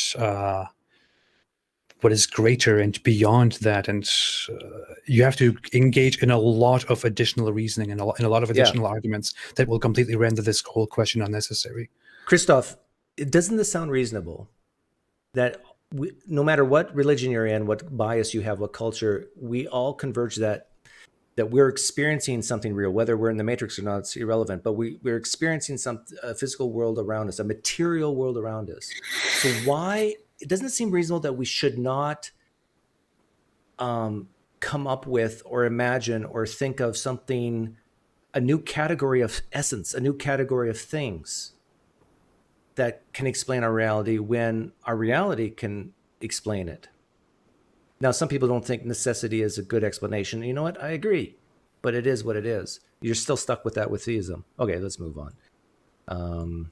You could even argue that God necessarily, if he is the creator of the universe, God was also subject to space and time, which would kind of which would go into the next argument of that he is also depending on a certain necessary existence. But of course, there will a lot of sophistry will come in response to that as well. So this whole question is just complete nonsense. You know? Iron Chair and Tier asks AP if the Muslims that you talked to today, do they adhere to Al-Ghazali's philosophy? And was he a tyrant? Al-Ghazali was a philosopher in the late Middle Ages or after the Middle Ages. In the late Golden Age or after the Golden Age, so-called Golden Age of Islam. He was very influential, very revolutionary, but also very extremely reactionary. had some mysticist aspects to him. I don't know if these people adhere to his teachings at all. No. Smoking Tire again. I think he has a passion for you. Farid responds, he has already refuted Ridvan and some of his actual arguments for leaving Islam. This proves Ridvan is either ignorant on the subject or is deceptive. Okay, let me take this one. Okay. I'm judging you, Smoking Tire, as not a very intelligent person. And here's why.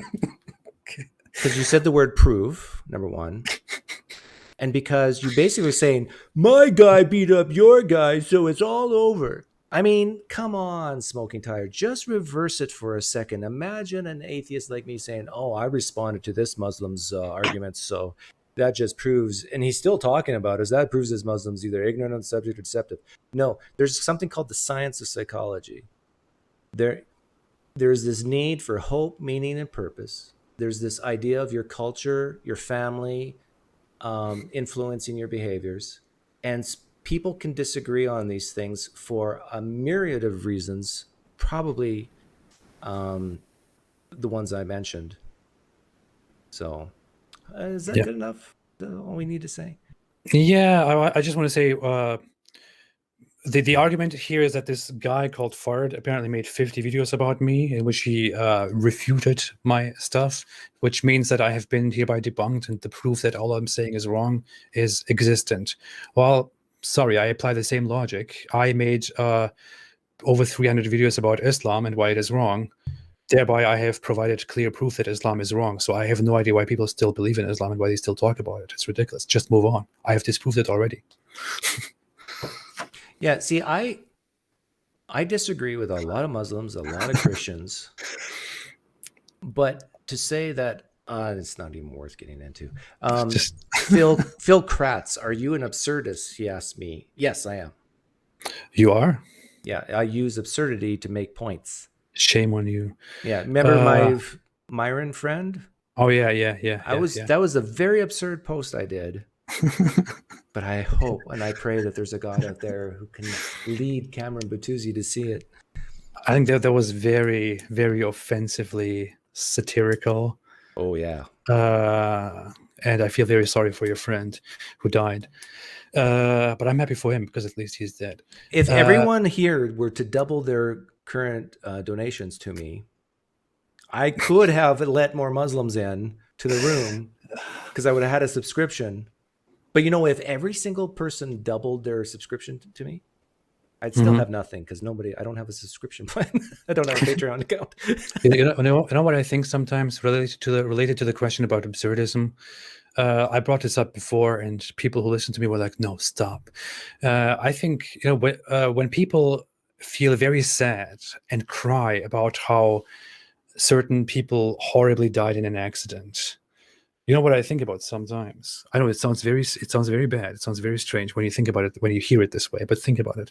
What I think about is, okay, look, we feel very sad and very upset about how these people died in such a horrible way. But what exactly do we feel upset about? Who do we exactly feel upset for? The people who horribly died in an accident are dead. They don't perceive any of this. They haven't gone through any pain. They don't have any consequences of this horrible death they have just gone through. So what is it exactly that we feel so terrified and horrified and sad about and feel like, oh, I'm so sad that they went through this? Is it them that we feel so sorry about, or is it for us ourselves? Well, yeah, sometimes I'd say most of the time it's virtual signaling. I think most people, like if you, I'll get personal here. If your mom and dad died, I would not shed a tear, but you would. Right? Yeah. Now, I consider you a friend, but because I don't have that relationship, and most people on the Shame on you. Most people who die on the planet Earth, we say, "My condolences. I'm sorry for your loss." It's just a thing we say in an awkward situation to deal with the pain. But no one's going to experience the pain as much as the person who's lost a loved one. Yeah. And mostly we just do it for ourselves. So, yeah. Well, I think there's some true altruism out there, maybe. No, I don't know. I'm right. You're wrong. Let's move on. Come on. Yeah. Sarah Michael Ashraf says, AP, don't you believe that the pacifism of Christianity is killing it, while Islam is built on masculinity and machoism? Machoism? Yeah. That really keeps it propped, like it's all about winning. I think it's the pacifism of Christianity. That's only Mennonites and Amish. Yeah, relatively speaking, Christianity is still fundamentally much more pacifist than Islam, for example. Yeah.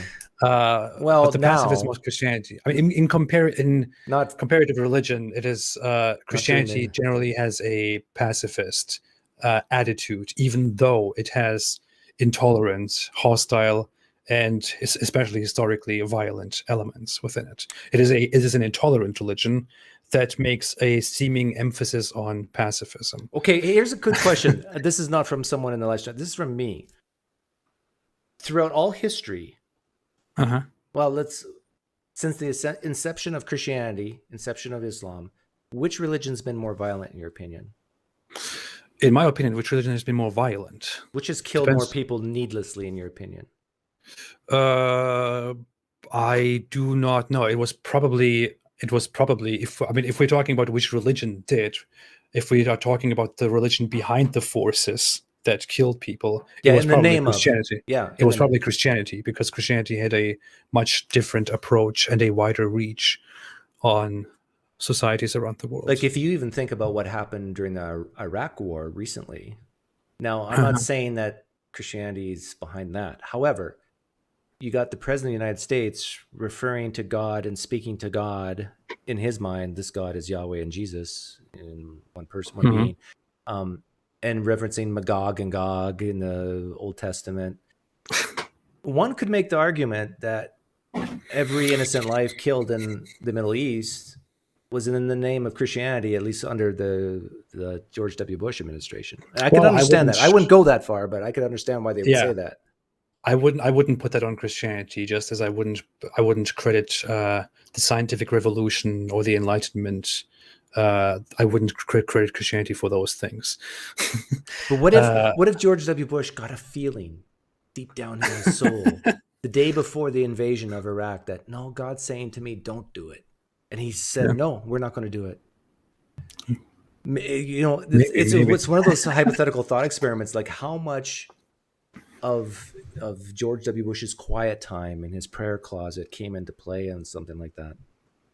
Yeah, I think the biggest atrocity that Christians committed in their history is, in my opinion, not even something that people get actually very much stuck on. I don't think that the Crusades are a big example of Christian cruelty. I think the major thing that I would point at is when Christianity was built into an empire by Charles of France, and then it was kind of exerted as an empire and as the absolute authority over the people of Europe. Then a major massacre took place. Other than that, I don't know. Even it is different. I don't know if you want to give me a little bit time to bloviate on this, but it is different when you judge the death count of Islam and the death count of Christianity. With Islam, you have a state that is built on Islam, a state that is Islam, and a state that requires that an Islamic ruler who is secular and the religious ruler goes around to declare war in the name of Islam. Whereas with Christianity, you simply have Christianity as the belief the religion of certain realms, certain kingdoms, and certain forces who, in the name of Christianity, go out and kill people. So these are very different two things. So you can't really judge them in the same light, but this is very complicated. And Pre-messenger asks you, AP, why are you wasting your time with all this when you can read the Surah At-Tawbah interpretation online and you're going to be done? Islam is ISIS. You know what that's all about? Yeah, Islam the Quran has a chapter 9 in the current Quran, which is known as Surah Tawbah. It's the only chapter that does not start with the golden words in the name of Allah, because it starts with, this is a a declaration of dissociation to the polytheists, and then it goes ahead with after the time has passed, kill them wherever you find them. And this whole chapter is like considered the most violent, brutal chapter in the Quran. And I do bring it up quite often. I do bring up parts of it quite often. It just shows how horrible Islam is. But yeah, I don't know. Sarah Michael Ashraf, who asked the question earlier, I forget which one. I disagree with you. It's totally different when you have so many laws in Sharia which stipulate killing of many different types of people that millions want to apply even today. Yeah, I understand what you're saying, Sarah. However, if you look at the history of Christianity, someone was mentioned the Crusades, and even the Old Testament, which Christians, many Christians, I'd say most Christians, think actually happened and was from Jesus. If you believe in the Trinity, Jesus commanded the death of the Canaanites, the Amalekites. Jesus killed the whole planet except for Noah's family, and even Muslims agree with this. Well, it wasn't Jesus, it was Allah. But yeah, if you look at it in terms of percentages, the Abrahamic God, whether you call him Yahweh or Jesus or Allah, kills a lot of people. And guess what? My boss in the corner here, Satan, he hasn't killed any in the Bible, except for maybe Job's family. But hey, Satan, that's an allegory, right? That really didn't happen in history. Yeah. See, he says that that's just a story. He never really killed these people. So I want to make one comment, and then I want to ask you one thing. Okay. I want to make one comment in response to somebody in the comment section, Victor Jordan, who said they literally had crusades against the Finns and Northern Europeans. Not sure about the Finns part, but the crusades against the Northern Europeans were largely a response to Northern Europeans having brutal invasions into Europe for a very, very long time. The solution from the European side was to simply go up and to invade these places and to convert them to Christianity, so that the whole mess has finally an end. Was it right? What were their means right? That's a matter of discussion. But again, it has a completely different background. But hey, Doug, I want to ask you a question. I actually thought this to myself when I was studying religion and kind of comparing Buddhism and Hinduism to Islam and Christianity, for example. Would you rather have a religion that is peaceful but also does not make progress because it is all about apathy? Or would you rather have a religion that is intolerant and imposes itself on others, but it also encourages competition and building and contributes to development? Which one would you rather have? You're asking me to choose between apathy and death, really, right? Yeah. So one makes it easy. One has peace and apathy. The other has intolerance and development. Yeah, sure. We'll take the peace and apathy. Like, really? Okay, it depends what you mean by progress. I really don't think you need religion to progress. Like, no, you don't. But let's say these are features of these two religions. Hypothetically speaking, which one would you prefer? Yeah. So one is apathy and peace, and the other is intolerance and progress. But it's progress within religion, not progress to get an iPhone. No, it's the religion provides the means to make progress within society, whereas the other religion is peaceful, but it also turns society. So you're saying without that progress, we wouldn't have Google, Apple, Microsoft. Possibly, yeah, we wouldn't have come this far. Let's say. Which religion would you prefer?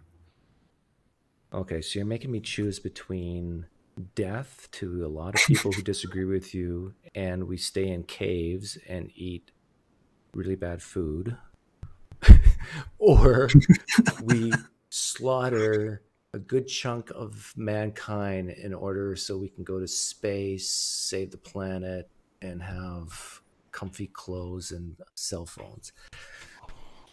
Oh, that's a tough one. I mean, where did you come up with this thought experiment? Yeah, I was just I was taking a religion course, and I was comparing these religions to each other as I was going, and I had this thought on my mind that it looks like Buddhism makes a lot of sense, for example, but then I thought, wait, there's another aspect to this. So I came up with this question to myself, and I actually had difficulties with it. What you're really asking is the greater good question. Uh-huh. See, someone could even make an argument that World War II Nazism, without World War II and without the Nazis, we wouldn't have cell phones today. We wouldn't have a lot of the science we have today, because Maybe. we wouldn't have nuclear power today, Maybe. because it was because of that war that we had so much science and technology developed.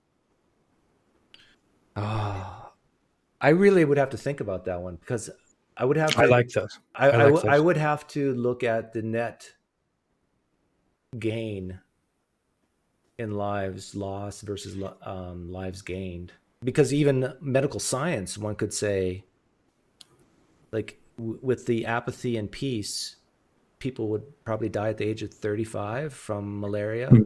Mm-hmm. But with the intolerance and progress, they can be cured. We have vaccinations. So which kills more people? I know it's a complicated dilemma, right? Yeah. I mean, I was kind of stuck there, and I went for the one. I don't want to tell you which one I went for, but well, I actually respect that you want to think further about this rather than just giving a quick reaction that I would expect from many people. Okay, don't tell anyone this, but I'm leaning towards the intolerance and progress. Me too. But maybe that's just because of the way I was raised, because I was raised on a farm. And so, if someone's, but we're not just talking about simple, oh, I hate you because you're gay type of intolerance. I'm talking about, no, I'm going to chop off your limbs because you're gay, that type of intolerance. That just, everything in my being goes against my intuitions, moral intuitions. And I would say, no, rather just be apathetic and die of malaria then. But it's a tough one. Well, my comparison was, by the way, some people say that I'm trying to depict Hinduism as an apathetic religion. That was not my point. I'm not making a point for specific religions here. All I'm saying is, as I would describe the one that provides intolerance and progress, it is one that provides a better society that strives for progress, but it also says, hey, all others, you also have to believe in what we believe in or else. Whereas the other one, the other religion that we have, is like, hey, everyone can believe in whatever they want, whatever.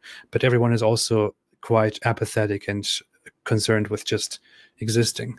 But when it comes to you personally, would you rather live in a neighborhood where everyone disagrees with your worldview, disagrees with your lifestyle, disagrees with who you are, and is intolerant but progressive? I mean, progressive in the sense of it helps lead things to change. Or would you rather live in a neighborhood where everybody says, hey, Apostate Prophet, have a good day, and then they just they don't really care about you or what you do? Like I think I would rather live on an island by myself. I think I wouldn't want to be involved in the dilemma here. But yeah, maybe I would personally prefer the latter. I don't know. That's the thing. It's a very complicated dilemma. Yeah. Okay. Let's wrap it up. Last minute questions. Tag me. Life would be boring if it was apathy, though. I agree. Yeah, I think we should kill each other. Yeah. Pre-messenger again. PineCreek, you know that Muhammad preached peacefully his own tribe for 13 years. 100 people followed him. He moved to Medina, built an army. The whole Arabia endorsed his peaceful religion. Is he being sarcastic? I think he is, right? That might be a serious comment. That's the line of arguments. But you can give a lot of different people who also peacefully preach and gather people around them in a completely ignorant, stupid environment like 7th century Arabia, where people thought that the sun goes to prostrate itself under the throne after going to take a bath. So it's not really an argument. Yeah. I was going to ask you, do you think a lot of people... What percentage of people who watch your channel are Christian, do you think? I actually made a survey about this in the past, and the survey was like 30% are, 32% are Hindus, 30% are Christians, and so on. But that's not really true. Some people were just pushing the button much more than others. But when I look at the audience and look at the comment section, look into my statistics, it looks like, I don't know, it's like 15% is Hindu, 30-something% or 40% is Christian. I don't know. It's like I have a good chunk of Christian subscribers and followers. Yeah, because I'm not anti-theistic. I don't really attack, but I criticize religion only mildly when it comes to. So my guess is if you have 40% of your followers as Christian, they probably didn't like it when I came on your channel. If they know me. I noticed that there was a lower view count than usual. Is it 40% lower? on the on the stream that I had with you, because the Christians were like, "This is not for me. I'll come back next time." So isn't it amazing how Christians can say, "Oh yeah, we love when you beat up on Muslims, but don't apply the same logic on Christianity, then I'm out." Well, I think it is not necessarily the best way to approach things, but it is justifiable. I mean, I follow certain people for certain ideas that they have, while I couldn't care less about their. Like, for example, I like Cosmic Skeptic a lot. I think when I look at YouTubers, especially the atheist scene, I think Cosmic Skeptic Alex, he's the smartest guy, and he's, I think, one of the only people who has. He just has a British accent. He's not smart at all. No, he's actually somebody who can change my mind, who can make me think, and I respect him for that a lot, and I follow him for that stuff as well. I'm interested in his views and discussions, but when it comes to the whole veganism thing, I'm like, whatever, man. Yeah, and that's normal, I'm a carnivore. Man of Dean says, PineCreek, let me in. You are scared. That's not a good way to get in. You could say, please let me in. I already told you my subscription time thing went away, but you're scared. I probably am scared of a person like you. Who, me? No, the guy who commented. Dean. Yeah, Aladdin. Okay, he's probably right at that age where how you start to smell, but you don't realize you have to wear deodorant. Yeah, that's how I'm picturing him. Okay, should we wrap it up? Yeah, I want to go to sleep. I'm tired. Any final thoughts besides stay away from Islam? Just peace. Intolerance is better than peace. Hostility is better than friendship. Blood is better. Just kidding. No. You should come back again sometime to have me to talk about these things on my channel. But thanks so much, and really, we should make a what do you call it? Like let people know ahead of time, and then do this they can schedule it in. And Muslims are never scared to talk to you, and so we could set this up and. Yeah. Okay, we should have such a stream. But thanks everybody so much, and thanks for letting me talk more than you do. Yeah, go to sleep and dream of virgins. Well, how many? I will. 50, 72? 72, yeah. I'll probably get more than that, but yeah. Okay, take care. See ya. Thanks. Okay, someone asked me a question here. Manadine, you admitted you're scared. Yeah, I'm scared. Oh, someone asked me if I would have someone else on. I think I know who you mean. Christopher John Bajorkness? Is that a real name? I'm not. I think he kind of. I don't want to try to describe him, but I'm okay. Anybody can come on, except for Darth Dawkins. I've already talked to him like 3 or 4 times, but I haven't talked to this Christopher guy ever.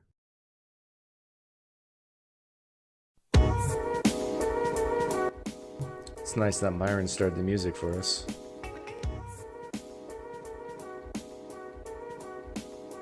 Stay away from AP. Well, the truth is, Ahmed Ashraf, the truth is, AP and I, we connive. We're snakes. We're trying to lure your children away from Islam and lead them to hell. Can I say that? Can I say the truth? The thing is, so many Muslims just believe what I just said.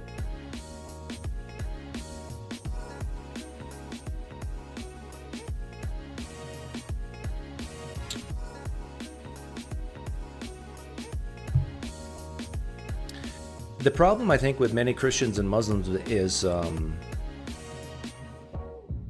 they are tying up their identity in the belief, and that's dangerous. Like if I were to say Jesus Christ or Jesus, he's a nobody, really. It's the stories told around this character. Like, this offends Christians, right? In the same way, if I was to say Muhammad is just a guy, he was a front man for some religion, he's no big deal. This offends Muslims, right? Muslims and Christians, listen to me, please. Stop being so easily offended. Separate yourself from your belief in this area. Like who you are is a compilation of many beliefs, but if this particular belief is causing you to get your cackles up in the back of your neck, I guess I'm saying you should become more like is it Buddhists? Try to remove all desire? I'm asking Christians and Muslims to become dead inside on this issue. Don't let it,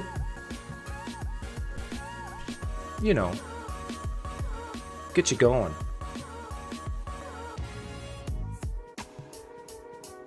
Is that good advice or is that bad advice?